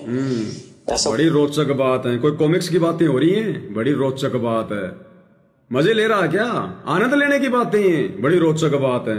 अरे रोचक बातों में तो आनंद आता है, इसमें तो आंखें खुलनी चाहिए, आंसू आने चाहिए कि हम नीच आज से पहले अपने गुरुजी को मानुष मान रहे थे इस जानकारी के अभाव में। कहता बड़ी रोचक बातें, रोचक बातों में तो आनंद आता है, मजा आता है उनमें तो, जैसे चुटकुले होते हैं, बड़े रोचक चुटकुला है। ऐसे तो इनके ये सान्यू चैनल के ये अधिकारी। पल हो जब आपका स्कूल के समय का कोई ऐसी यादगार हो संत रामपाल जी से जुड़ी हो, आपको याद हो वो हमारे। अब वो यादगार बता देगा फिर तो तू भगवान मान लेगा ना। अब देखना इसको यादगार सुनाओ भाई, इसको को बताना चाहेंगे। जब मैं छोटा था तो एक बार मैं स्कूल के लिए तैयार हो रहा, स्कूल जाने के लिए तैयारी कर ली, ड्रेस वैस पहन ली। तो पिताजी ऊपर एक रूम है, हमारा मकान है, उसके ऊपर रूम है, उस रूम से नीचे आए, रूम से नीचे आए। मैं बोले कहाँ की तैयारी है? मैं बोला पिताजी पापा जी स्कूल जा रहा हूँ मैं। तो पिताजी बोले अच्छा स्कूल की तैयारी है? मैं जी। मैं बोला चलो दादा गुरुजी के पास चलोगे? मैं बड़ा खुश हुआ, बस स्कूल से छुट्टी लगेंगे और दादा गुरुजी के पास जाएंगे। तो बड़ी खुशी हुई, माँ जी चलूंगा चलूंगा। उसके बाद पिताजी ने मम्मी जी को बोला कि इसको तैयार कर दो और 2 जोड़ी कपड़े डाल दो, हम स्वामी रामदेव महाराज के पास पंजाब में तलवंडी बाई जा रहे हैं। तो मम्मी जी ने तैयार कर दिया, मैं चल पड़ा पिताजी के साथ। तो हम तलवंडी बाई पहुंचे। उस समय आना जाना क्या साधन से करते थे? उस समय बस से गए थे, उस समय संत रामपाल जी और बस से आना जाना करते थे। अच्छा, संत रामपाल जी बस से गए थे? हाँ, मैं और पिताजी संत रामपाल जी महाराज बस से तलवंडी बाई पहुंचे। तो वो टाइम था लगभग 12-1 बजे का था। 12-1 बजे हुए थे। तो हम तलवंडी बाई, जो स्वामी रामदेव जी महाराज के कई आश्रम है, तो वो तलवंडी बाई, मोगा, चुडानी, नजफगढ़, बहुत जगह आश्रम थे स्वामी रामदेव महाराज के। तो और लाखों की संख्या में स्वामी रामदेव महाराज के शिष्य भी थे। तो हम तलवंडी बाई पहुंचे आश्रम में। पहुंचने के बाद श्रद्धालु जो वहाँ सेवा कर रहे थे सबसे सत्साई हुई, तो वहाँ बैठे। तो दादा गुरुदेव जी के बारे में पूछे, गुरुदेव जी कहाँ है? तो बताए जी वो विश्राम कर रहे हैं कमरे में अंदर। तो जब विश्राम कर रहे थे तो एक श्रद्धालु बोला जी दादा गुरुदेव जी को उठा देते हैं। तो गुरुजी ने मना कर दिया, नहीं, गुरुदेव जी को सोने दो, जब उठेंगे ना तब मिल लेंगे। ठीक है। तो हम ध्यान देना भाई और बहनों, दोनों तरफ से क्या भूमिका हो रही है। दोनों तरफ से एक शिष्य की भूमिका हो रही है। जब सेवादार ने कहा सतगुरु रामपाल जी से कि वो तो सो रहे हैं, आप कहो तो जगा दें, तो गुरुदेव ने मना कर दिया कि नहीं, जगाओ मत, सोने दो, स्वयं कबीर भगवान सतगुरु रामपाल जी भूमिका कर रहे हैं लीला एक नेक भगत की, अच्छे भगत की। और क्या कहा कि नहीं नहीं नहीं मत जगाओ, सोने दो। परमेश्वर होकर एक भगत की भूमिका कर रहे हैं। और जब दादा गुरु को इस बात का पता चला कि रामपाल जी बाहर बैठे हैं, तो शिष्य को क्या बोला कि मुझे उठाया क्यों नहीं, मुझे जगाया क्यों नहीं, मुझे बताया क्यों नहीं। उधर से वो एक रियल भगत की भूमिका निभा रहे हैं। रामानंद जी एक्टिंग नहीं कर रहे थे, रामानंद जी कोई, रामदेवानंद जी कोई लीला नहीं कर रहे थे। वो असल में ये जानकर कि सतगुरु रामपाल जी ही पूर्ण परमात्मा हैं, वो रियल में कह रहे थे कि मुझे क्यों नहीं उठाया, उनको बाहर क्यों बैठाया। और इधर गुरुजी एक नेक भगत की भूमिका कर रहे थे, लीला कर रहे थे कि नहीं नहीं नहीं नहीं सोने दो। गुरुदेव जी और दादा गुरुदेव जी का कमरा था, उससे बाहर बैठ गए। तो बाहर बैठ गए तो हम श्रद्धालु जो वहां सेवा कर रहे थे वो चाय ले आया, तो हमने वहां बैठकर चाय पी। तो चाय पी रहे थे, इतनी देर में अंदर से आवाज आई, खटखट की आवाज आई। तो जो सेवा कर रहा था वो, हाँ, जो श्रद्धालु हमारे साथ बातचीत कर रहा था बैठा था, वो एकदम उठ के अंदर भागा। वो क्या हुआ, पिताजी बोले क्या हुआ, गुरुदेव जी उठ गए हैं। तो वो भागा अंदर, तो अंदर गया तो हम बाहर खड़े थे, गुरुदेव जी इंतजार कर रहे थे हम। तो अंदर से जैसे उस श्रद्धालु ने जाके बताई कि हरियाणा से रामपाल जी आए हैं और उनका लड़का साथ आया है। तो दादा गुरुदेव जी अंदर से आवाज आ रही, अंदर क्यों नहीं बुलाया उनको।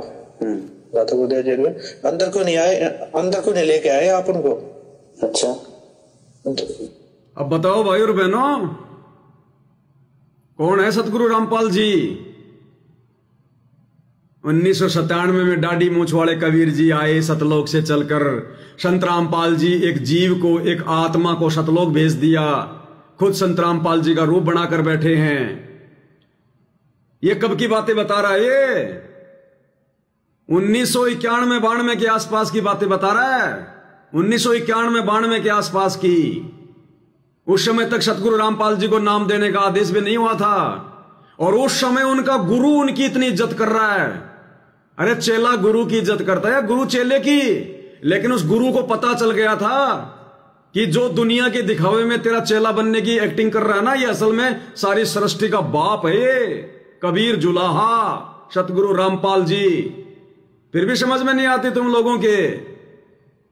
1997 से कबीर जी सतलोक से आकर संत रामपाल जी के रूप में लीला कर रहे हैं।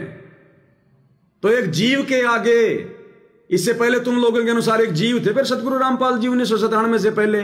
तो एक जीव के आगे और आदरणीय रामदेवानंद जी ऐसा व्यवहार करेंगे क्या। वो कह रहा जी आप विश्राम कर रहे थे, उठाया क्यों नहीं मेरे को। उठाया क्यों नहीं। अच्छा, आपने उठाया क्यों नहीं, जब वो आए हुए थे तो उठाया क्यों नहीं मेरे को, अंदर क्यों नहीं लेके आए आप। अच्छा, तो एक श्रद्धालु और था, वो भागा आया अंदर से बाहर, बोला जी गुरुदेव जी बुला रहे हैं आपको, अंदर आ जाओ, जल्दी आ जाओ। मैंने कहा जल्दी ही उसमें आओ। तो गुरुदेव जी बोले क्या बात हुई। मुझे रोका, कुछ बात होगी क्या। कि बोले कोई ऐसी बात तो नहीं होगी जिससे दादा गुरुदेव जी, स्वामी रामदेव जी हमारे मुझसे नाराज हो गए हो कभी, कोई ऐसी बात तो नहीं हो रखी है। गुरु जी बोले नहीं जी नाराज नहीं, वो तो यूं कह रहे हैं, वो तो ये दादा गुरुदेव जी ये कह रहे हैं उनको पहले क्यों नहीं बुलाया, मुझे उठाया क्यों नहीं, वो तो इसलिए बोल रहे हैं। तो अब देखो, गुरु जी ने बात पूछने की कोई आवश्यकता नहीं थी, लेकिन परमात्मा ने इस मनोज के मुंह से आगे चल के इंटरव्यू दिलवाना था। इसलिए गुरुजी ने पूछा कि क्या कहा, क्या बातचीत हुई। तो उस सेवादार ने कहा कि वो तो ये कह रहे थे कि अगर रामपाल जी आए थे तो मुझे उठाया क्यों नहीं, मुझे जगाया क्यों नहीं। इसके मुंह से परमात्मा फिर ये इंटरव्यू दिलवाना चाहते थे आज के दिन, आप और हम भाई बहनों के विश्वास के लिए। ये नहीं समझ पाया, ये इंटरव्यू देकर क्या खाक समझेगा, जब ये पिछले 30 साल से इस बात को जानते हुए नहीं समझ पाया। 30 साल से इस बात को जानते हुए अपने बाप को भगवान नहीं मान पाया। अब इंटरव्यू देके क्या यह समझेगा, और क्या ऐसे लोगों के शब्द सुनकर यह संगत समझेगी। ये तो सत्सेवक भाई बहनों को दृढ़ करने के लिए कि तुम्हारा गुरु स्वयं कबीर जुला है, गलती मत कर जाना, इसके मुंह से इंटरव्यू दिलवाया है। के बाद अंदर गए तो दादा गुरुदेव जी यूं देखकर रूम था तो अब देखना फिर क्या रिएक्शन होगा। अगर संत रामपाल जी दादा गुरु जी के चेले थे तो चेले को देखकर गुरु क्या रिएक्शन कर रहा है देख लेना, फिर समझ लेना कौन गुरु था कौन चेला था। दादा गुरुदेव जी यूं देखकर यूं गेट की तरफ देखकर यूं उठ रहे। अच्छा, यानी कि गुरु जी अंदर आए, उनको देखकर उठने लगे। अच्छा। अपनी चारपाई से। अच्छा, हाँ, उठने लगे तो गुरुजी हम स्पीड से चली रहे थे जाके गुरुजी के चरण लिए, चरण लेके गुरुजी के खड़े तो दादा गुरुजी उठ रहे थे। उठते साथ बोले जी आप यहाँ बैठिए। अच्छा, दादा गुरुदेव जी बोले जी आप बैठिए। संतराम दादा गुरु जी बोले संत रामपाल जी को कि आप बैठिए, मेरी जगह है, चरणों में तो मेरी जगह है। अबे गुरु अपने चेले को बोलेगा कि ये बातें कि तू मेरी जगह बैठ, फिर भी तुम्हारी समझ में नहीं आ रही। सतगुरु रामपाल जी एक जीव है या स्वयं कबीर भगवान है? बना दी 3D फिल्म, बन गए डायरेक्टर। महाराज संत रामपाल जी महाराज जी को बोले जी आप बैठिए यहाँ। आप श्रद्धालु जो 2 सेवक थे वो खड़े थे वहां, वो भी आश्चर्य में दादा गुरु जी क्या बोल रहे हैं। और दादा गुरुदेव जी हाथ जोड़ के बोले जी आप बैठिए। दादा गुरु जी संत रामपाल जी के आगे हाथ जोड़ के कह रहे जी आप बैठो ऊपर। उस समय तक तो कोई सत्संग करने का आदेश नहीं था, नाम देने का आदेश नहीं था, कल एक भगत ही थे। और एक भगत को अपना गुरु ये कहेगा क्या कि जी आप बैठो हाथ जोड़ के, कि आप आओ जी आप बैठो ऊपर। और चेले भी आंख फाड़ फाड़ के देख रहे हैं जो खड़े थे वो, कि ये क्या हो रहा है। हमारे जैसे एक भगत को, संत रामपाल को, और गुरुजी ऐसा क्यों बोल रहे हैं। वो दोनों को आपस में पता था कौन गुरु कौन चेला है। जैसे 650 साल पहले पंडित रामानंद जी को और कबीर जी को पता था कि कौन गुरु कौन चेला। एक डाल पे 2 पंछी बैठे, कौन गुरु कौन चेला रे। चेला तो चंचल है भाई, गुरु निरंतर खेला रे। तो वो की वो कहानी, वो की वो कैसे बाहर आता ये सबूत। परमात्मा ने लीला करी उसी समय जब ये मनोज छोटा सा था, इसको अपने साथ ले गए एक उदाहरण पेश करने के लिए, इसके मुंह से फिर आगे इंटरव्यू दिलवाने के लिए, आप और हम भाई बहनों को दृढ़ करने के लिए। इन पे असर नहीं होता इन बातों का, ये तो मानुष ही मानेंगे अंत तक। तो दादा गुरु जी भी हाथ जोड़ रहे हैं संत रामपाल जी के आगे। संत रामपाल जी महाराज संत रामपाल जी महाराज जी को बोले जी आप बैठिए यहाँ। आप श्रद्धालु जो 2 सेवक थे वो खड़े थे वहां, वो भी आश्चर्य में दादा गुरु जी क्या बोल रहे हैं। और दादा गुरुदेव जी हाथ जोड़ के बोले जी आप बैठिए। तो गुरुदेव जी ने हाथ जोड़े, बोला ना नहीं जी आप बैठिए। गुरुदेव जी ये स्थान तो आपका है, आप बैठिए। गुरुदेव जी, दादा गुरुदेव जी भी यूं करके नहीं जी आप बैठिए। कम से कम 2-3 मिनट तक ये चीजें चलती रही। अच्छा, जैसे कोई घर में मेहमान आ जाता, हम कहते जी बैठिए, वो कहते नहीं जी पहले आप बैठिए। तो कम से कम 2-3 मिनट तक ये चीजें चली है, मैंने देखी है ये चीजें। बच्चा था उस समय, ध्यान नहीं था भाई इतना। सर ये तो जो आप बच्चा था उस समय, मुझे ध्यान नहीं था इतना। अब तो ये बड़ा हो गया, बच्चों का बाप हो गया, फिर भी ध्यान क्यों नहीं आ रहा कि मेरा बाप स्वयं कबीर भगवान है, संत रामपाल जी स्वयं कबीर भगवान है। कह रहा उस समय तो मैं बच्चा था, इतना ध्यान नहीं था। अरे अब तो तू बच्चों का बाप बन गया, खोपड़ी में सफेद बाल आ गए, अब क्यों नहीं समझ रहा, अब कौन सा बच्चा है तू। कह रहा उस समय तो मैं बच्चा था, दिमाग का कच्चा था, अब तो तू पक्का घड़ा बन गया। जैसे कोई घर में मेहमान आ जाता, हम कहते जी बैठिए, वो कहते नहीं जी पहले आप बैठिए। तो कम से कम 2-3 मिनट तक ये चीजें चली है, मैंने देखी है ये चीजें। बच्चा था उस समय, ध्यान नहीं था भाई इतना। सर ये तो जो आपने बताई ये बात बहुत ही अब देखना ये क्या कह रहा है ये पत्रकार साहब, कि साहब आपने जो ये बातें बताई ना तो बड़ी अद्भुत बातें हैं, अद्भुत। अरे ये बातें पिछले 8 साल से सात संगतियों में बताई जा रही हैं। अब तुम वीडियो नहीं देखते तो तुम्हारे को अद्भुत ही लगेंगी। और कहेगा तो साहब वही हो रहा है जैसे 650 साल पहले हो रहा था पंडित रामानंद जी और कबीर जी के बीच में। बहुत है, क्योंकि सनातन धर्म में, हिंदू धर्म में, अपनी गुरु परंपरा में अगर देखा जाए तो गुरु पद उच्च होता है और शिष्य का स्थान जो होता है वो नीचे होता है। आज इस प्रकार से आप एक घटना का जिक्र कर रहे हैं, तो स्वामी जी अपने चारपाई पे संत रामपाल जी महाराज को बिठाने के लिए बोल रहे हैं। जी जी, ये चीजें मुझे भी चलो उस समय बचपना था इतनी समझ में, लेकिन आंखों के सामने उस समय तो बचपना था, इतनी बातें समझ में नहीं आई। अब तो आ गई भाई के समझ में। जितनी इज्जत ये लोग इन मंत्रियों को दे रहे हैं ना वर्तमान में, उतनी अगर अपने गुरु को दे दें, अपने भगवान को दे दें, इनका बेड़ा पार हो जाए। और ये मंत्री देखना लास्ट में इनको गधा बना के छोड़ेंगे इनको। उस समय तो मेरे में बचपना था। तो जो आपने बताया ये बात बहुत ही अद्भुत है, क्योंकि सनातन धर्म में, हिंदू धर्म में, अपनी गुरु परंपरा में अगर देखा जाए तो गुरु पद उच्च होता है और शिष्य का स्थान जो होता है वो नीचे होता है। आज इस प्रकार से आप एक घटना का जिक्र कर रहे हैं, तो स्वामी जी अपने चारपाई पे संत रामपाल जी महाराज को बिठाने के लिए बोल रहे हैं। जी जी, ये चीजें मुझे भी चलो उस समय बचपना था इतनी समझ में, लेकिन आंखों के सामने ये चीजें चल तो रही थी। ये क्या हुआ उस समय? हाँ, ये क्या हो रहा है। और उस समय 2 सेवक भी वहीं खड़े, वो भी आश्चर्य में, उनकी भी वो भी यूं देख रहे बिल्कुल ये चीजें स्वामी रामचंद्र जी महाराज जी मतलब क्या कर रहे हैं। तो ये चीजें 2-3 मिनट तक चली, वो मैंने देखी वहां पर। वो चीजें जब देखी तो गुरुदेव जी ने बड़े ही मतलब ये लगा लिए, बड़े यादहीनता से कई बार प्रार्थना करने के बाद स्वामी रामचंद्र महाराज जी को चारपाई को वापस बैठाया। फिर भी स्वामी रामचंद्र महाराज जी ये बोले वहां नहीं, चारपाई पे बैठो आप भी। गुरु जी को बोला आप चारपाई पे बैठो, फिर भी नीचे नहीं बैठना है। गुरुदेव जी ने चरण पकड़े और गुरु जी के चरण लिए, चरण लेके गुरुदेव जी नीचे बैठ गए, चरण दबाने लगे। गुरुदेव संत रामपाल जी महाराज जी बोला जी, संत रामपाल जी महाराज जी चरण सेवा करने लगे, तो मैं भी चरण सेवा करने लग गया। तो स्वामी रामदेव जी महाराज जी तब भी मैं देख रहा था, उस समय भी बड़े ही गुरु जी की तरफ देखते रहे। फिर भी मतलब यूं देखते रहे, गुरु जी की तरफ देखते रहे। अच्छा, हाँ, ये चीज बड़ा ही अचंभित लगी उस समय। मैं देख रहा था, मैं ये क्या चीज है क्या नहीं।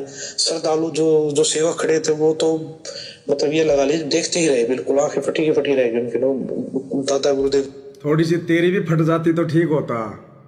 अरे उनकी तो आंखें फटी रहेगी, तेरी भी फट जाती तो ठीक रहता। बेटे का बाप खा खा के लड्डू जले फिर गोल मटोल हो रहा है। थोड़ी सी तेरी भी आंखें फट जाती तो ये बात समझ में आ जाती तेरे भी। क्या इतना महत्व दे रहे हैं, क्या बात है। तो ये चीजें मैंने देखी उस समय। तो ये चीजें जो समझ में आ रही है, ये चीजें तो जैसे सत्संग सुनने को मिले, संत रामपाल जी महाराज जी को पता लगा। उस समय भी आज से 600 साल पहले भी ये। अब देखना, बोला जब मैंने वो घटना देखी मेरे बचपन में, फिर मुझे संत रामपाल जी के सत्संग सुनने को मिले, फिर मेरे समझ में आने लगा कि ये तो वही घटना घट रही है जो 650 साल पहले घटी थी। जैसे कबीर जी ने पंडित रामानंद जी को मुंह बोला गुरु बनाया था, ऐसे ही वर्तमान में आदरणीय राम देवानंद जी संत रामपाल जी के मुंह बोले गुरु हैं। अब तो समझ में आ गई, इसको ध्यान से देखना। संत रामपाल जी महाराज जी चरण सेवा करने लग गए, तो मैं भी चरण सेवा करने लग गया। तो स्वामी रामदेव जी महाराज जी तब भी मैं देख रहा था, उस समय भी बड़े ही गुरु जी की तरफ देखते रहे। फिर भी मतलब यूं देखते रहे, गुरु जी की तरफ देखते रहे। अच्छा, हाँ, ये चीज बड़ा ही अचंभित लगी उस समय। मैं देख रहा था, मैं ये क्या चीज है क्या नहीं। श्रद्धालु जो सेवक खड़े थे वो तो मतलब ये लगा लीजिए देखते ही रहे, बिल्कुल आंखें फटी रह गई उनके। लोग दादा गुरुदेव जी क्या इतना महत्व दे रहे हैं, क्या बात है। तो ये चीजें मैंने देखी उस समय। अच्छा, तो ये चीजें जो समझ में आ रही है, ये चीजें तो जैसे सत्संग सुनने को मिले, संत रामपाल जी महाराज जी को पता लगा। उस समय भी आज से 600 साल पहले भी ये घटना घटी थी। सुनना। अच्छा, कैसे? ये जिस समय कबीर परमात्मा जी आए, उस समय भी स्वामी रामानंद जी महाराज कबीर साहब जी के गुरु जी थे, नाम दीक्षा ली थी। तो कबीर परमात्मा स्वामी रामानंद जी महाराज जी को सतलोक दिखा के लाए, वो सचखंड दिखा के लाए। सारी इस काल लोक का या इस पृथ्वी का लगा लीजिए जितने भी ब्रह्मांड है सब दिखाया उनको, उनके बारे में जानकारी दी। तो ये सारी जानकारी मिलने के बाद स्वामी रामानंद जी महाराज जी को भक्ति का ज्ञान हो गया, उस सचखंड का ज्ञान हो गया। तो इसी प्रकार स्वामी रामानंद जी महाराज जियों ने कबीर परमात्मा को हाथ जोड़कर प्रार्थना की कि जी आप मुझे नाम दीक्षा दीजिए। आप मेरे आप ही परमात्मा हो। जब उनको ज्ञान होगा उन्होंने बोला आप ही परमात्मा हो। अच्छा, तो मैं कैसे बैठ सकता हूँ जी ऊपर, कैसे मैं आपका गुरु हो सकता हूँ। तो ये चीजें जब देखिए, ये चीजें उस समय भी ये घटना घटी थी, ये विचित्र घटना हुई थी उस समय भी। तो स्वामी कबीर परमात्मा ने स्वामी रामानंद जी महाराज जी को भी यही बोला था उस समय कि जी गुरु और शिष्य, गुरु और शिष्य का नाता है, ये बना रहेगा, ये भक्ति काल का कलयुग तक। कबीर परमात्मा बोले ये चीजें चलेंगी, अरे वहां तक लेके जानी है हमें, तो आप मेरे गुरु रहो, मैं आपका शिष्य रहूंगा। और ये भक्ति, जो भक्ति युग है, ये गुरु शिष्य का नाता बना रहेगा, ये मेरी आपसे प्रार्थना है। तो ये चीजें अब जो देखने को मिल रही है, ये चीजें कुछ मुझे तो लगा वही कह रहा अब जो मुझे देखने को मिल रही है ना, जो मैंने बचपन में देखा था, कहते हैं 650 साल पहले वाली घटनाएं सेम घटित हो रही है। यानी वो ही कबीर जी, संत रामपाल जी हैं और आदरणीय राम देवानंद जी को मुंह बोला गुरु बना रखा है। कहता सेम टू सेम वही घटना है, वही चीजें मेरे समझ में आ रही है। अरे जब तूने ये देख लिया, आंखों से देख लिया, नालायक इंटरव्यू दे रहा है और पक्का हो गया कि हाँ संत रामपाल जी ही कबीर जी हैं, फिर 1997 में फिर कबीर जी को कैसे सतलोक भेजेंगे? अरे फिर 1997 में तुमने वो 3D वाला वीडियो बना के, AI वाला, और फिर तुमने संत रामपाल जी को आम व्यक्ति साबित कर दिया, एक मां के गर्भ से जन्म लेकर आए हुए एक जीव साबित कर दिया और बादलों में उड़ा दिया तुमने। संत रामपाल जी को बादलों में उड़ा दिया। देख लो भाई और बहनों, आपकी आंखों के सामने है। करनी तज कथनी कथे अज्ञानी दिन रात, कुत्ते ज्यों भौंकत फिरे सुनी सुनाई बात है। आपकी आंखों के सामने है। कह रहा कि वो घटना घट रही है जो 650 साल पहले घटी थी। तो वो घटना वो किसने घटाई? वो कबीर जी ने घटाई थी। तो आज कह रहा वही घटना घट रही है, यानी संत रामपाल जी वही कबीर जी हैं और आदरणीय राम देवानंद जी को सतलोक दिखाया, फिर उनको अपना मुंह बोला गुरु बनाया। तो जब संत रामपाल जी खुद ही कबीर जी हैं और ये घटना ये अपनी आंखों से देख चुका है, फिर मेरा भाई ये वीडियो क्यों बनाया तुम लोगों ने? इस प्रकार कबीर परमात्मा संत रामपाल जी महाराज जी को सह शरीर सतलोक भेज देते। अब बता, कबीर जी तो भाई उसी समय आ गए थे 1991-92 में तेरे अनुसार। तूने अपनी आंखों से देख ली सारी घटना, और अब संत रामपाल जी इनके लिए एक जीव हो गए, एक आत्मा हो गई, और इन्होंने ये वीडियो बना के संत रामपाल जी को आकाश में उड़ा दिया कि ये तो एक जीव था, मां के गर्भ से जन्म लेकर आया था। तो ये है इनकी दोगली बातें, इनका दोगला ज्ञान। इसलिए दास कहता है भाई और बहनों, गुरु जी के परिवार को, इन कोऑर्डिनेटरों को तत्व ज्ञान की छींट भी नहीं है, छींट भी। तत्व ज्ञान क्या होता है? ये गुरु जी को गुरु तो छोड़ दो, अपना बाप भी ढंग से नहीं मानते, बाप भी। भगवान तो सपने की बात है। ये तो आप और हम सत्सेवकों पे परमात्मा ने रजा बख्शी है, दया बख्शी है, शुक्र मनाओ भाई और बहनों। इसलिए दास कह रहा है कि ये जो शब्द है, ये जो चौपाई है, ये 2 प्रकार से हमारे को शिक्षा देगी। राम देवानंद मिले गुरु पूरे, राम भजन लो लाए। राम देवानंद मिले गुरु पूरे, राम भजन लो लाई। यानी सतगुरु रामपाल जी परमेश्वर लोक दिखावे में लीला करते हुए आप और हम भक्तों को एक शिक्षा देते हुए इन्होंने खुद एक अच्छे भगत की भूमिका निभाई और अपने मुंह बोले गुरु जी के प्रति क्या कह रहे हैं कि राम देवानंद मिले गुरु पूरे और राम भजन लोलाई। यानी राम देवानंद जी मुझे पूरे गुरु मिले और उसके बाद मैंने उनके बताए अनुसार जैसा उन्होंने भक्ति बताई वैसी मैंने लगन लगा दी। यानी आप और हमने भी ये शिक्षा लेनी है कि हमारे पूज्य गुरुदेव तो हैं ही पूर्ण परमात्मा, और उनसे उपदेश लेने के बाद हमने भी उनके द्वारा बताई गई भक्ति साधना में लो लगानी है। असंख्य जन्म की बात कठिन थी, गुरु शरण में किस्मत जागी। और गुरुदेव कह रहे हैं कि मेरा तो असंख्य जन्म मोक्ष नहीं होना था, अपने आप को छुपाते हुए भगत की भूमिका में, और मैं तो उनकी शरण में आया, इसलिए मेरी जो है वो किस्मत जागी। भरम भेद और राग ईर्ष्या का कोई न देखा त्यागी। अब ये बात सेट नहीं होगी, ये बात अब यहां सेट नहीं होगी। अगर हम संत रामपाल जी को एक भगत मानकर और आदरणीय राम देवानंद जी को उनका गुरु मानकर ये चौपाई गाएंगे, ये शब्द सेट नहीं होगा। ये शब्द कैसे सेट होगा? अब वो दूसरा क्या मैटर है।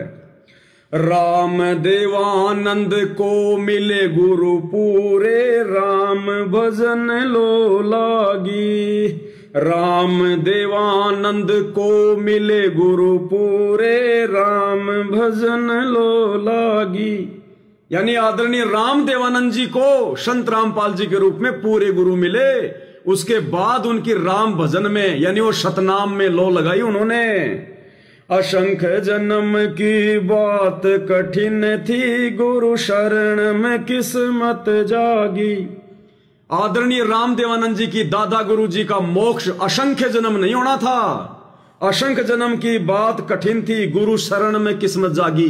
लेकिन सतगुरु रामपाल जी पूरे गुरु के रूप में मिल गए, इसलिए उनके भाग जाग गए, उनकी किस्मत जाग गई। असंख्य जन्म मोक्ष नहीं था। क्यों? क्योंकि वो 12वें पंथ में थे। और काल क्या कह रहा है?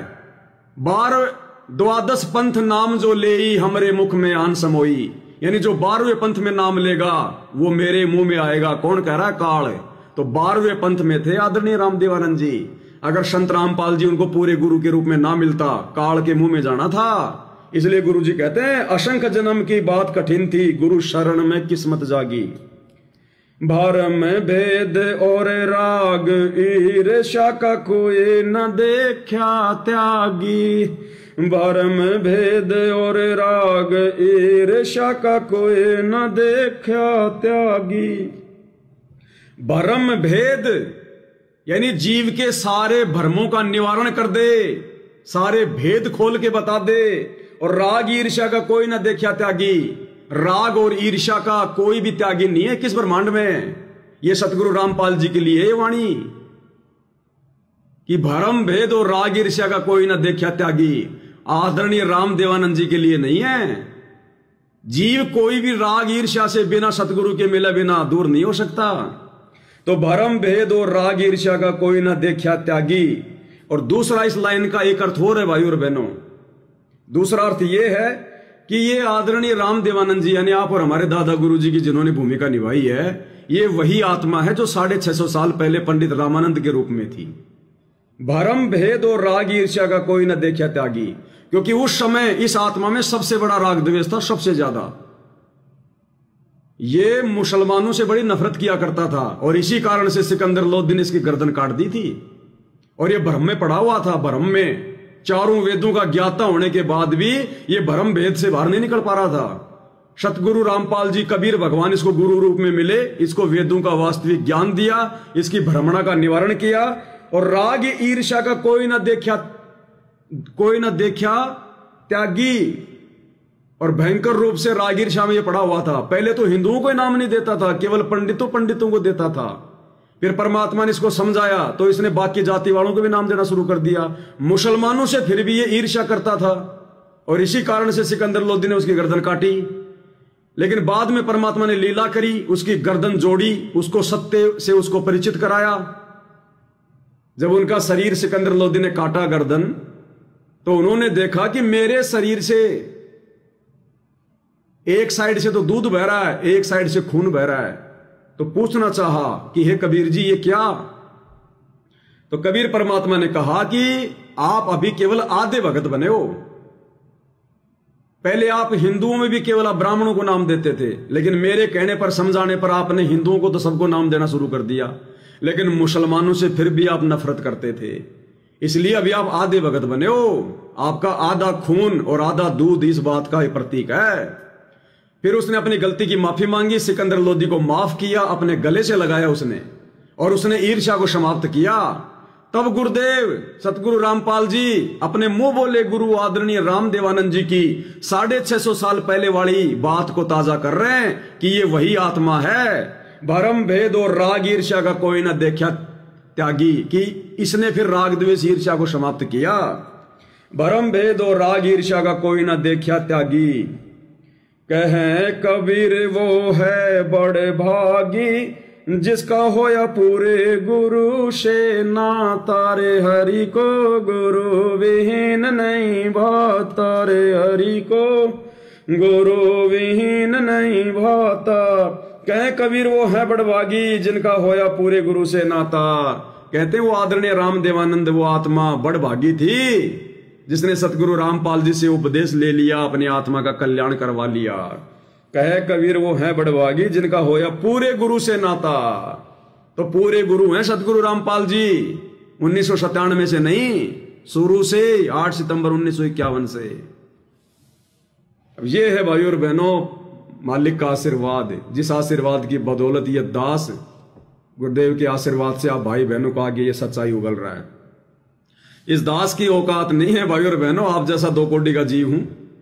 और ये विशेष दया गुरु जी केवल लाइव में करते हैं, लाइव में। आप वैसे भी कभी मेरे से बात करोगे तो सामान्य सा व्यक्ति देखोगे आप, सामान्य सा, ढंग से बोल भी नहीं पाता, बोलने भी मैं हकलाता हूं, और लाइव में आता हूं तब परमात्मा दया करते हैं हर प्रकार से। इसलिए दास कहता है लाइव को ध्यान से सुना करो। ये मेरी भी कोई बस की बात नहीं है, मैं 2 कोटि का जीव हूं, कुछ नहीं आता पता।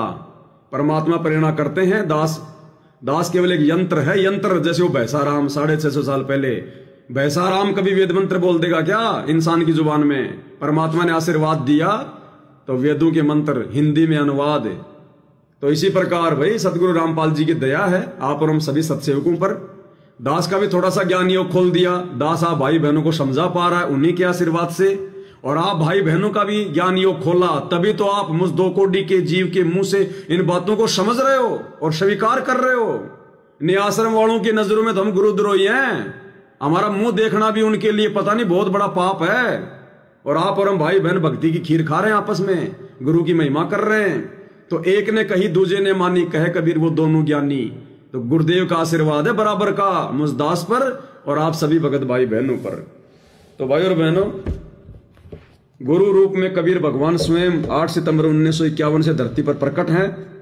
और भाई ये इतना थूक बिलोने का केवल एक ही मकसद है कि जितना जल्दी हो सके इन आश्रम वालों की कुसंगति छोड़ दो, ज्ञान को आधार बना लो, साथ संगति से जुड़ जाओ और गुरु की मेहर प्राप्त करो, उनको नजर निहाल करो, सतलोक से रूठे हुए गुरु को प्रसन्न करो, राजी करो। इन बातां के पाइए कर सतगुरु नजर निहाल, राजी कर सतगुरु रूठे नू। भोग लगाना शुरू करो अपना इष्ट मान के, आरती उतारना शुरू करो अपना इष्ट मान के, अपने गुरुदेव भगवान को घर में आसन दो। तुम तो 2 कोटि के जीव सो रहे हो बेड पर और भगवान तुम्हारा बैठा है अलमारी में। अलमारी में कर दो, थाली रख दो, अलमारी में जो मर्जी कर दो। अरे कब समझोगे परमात्मा? इन पत्थरों के लिए भी लोगों ने मंदिर बना रखे हैं, करोड़ों करोड़ों के सोने चांदी के आसन लगा रखे हैं। तुमसे भगवान कोई मंदिर नहीं बनवा रहा, सोने चांदी के आसन नहीं मंगवा रहा। अरे कम से कम एक छोटा सा आसन, एक छोटा सा बेड तो लगा दो। इन पत्थरों के आगे आरती उतारे थे, वही असली भगवान मिल गया, तुम्हें शर्म आ रही है? ऐसे भगवान नहीं होगा नजर निहाल।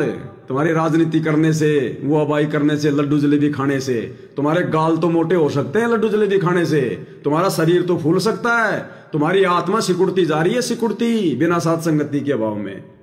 साथ संगति के अभाव में तुम्हारी आत्मा सिकुड़ती जा रही है।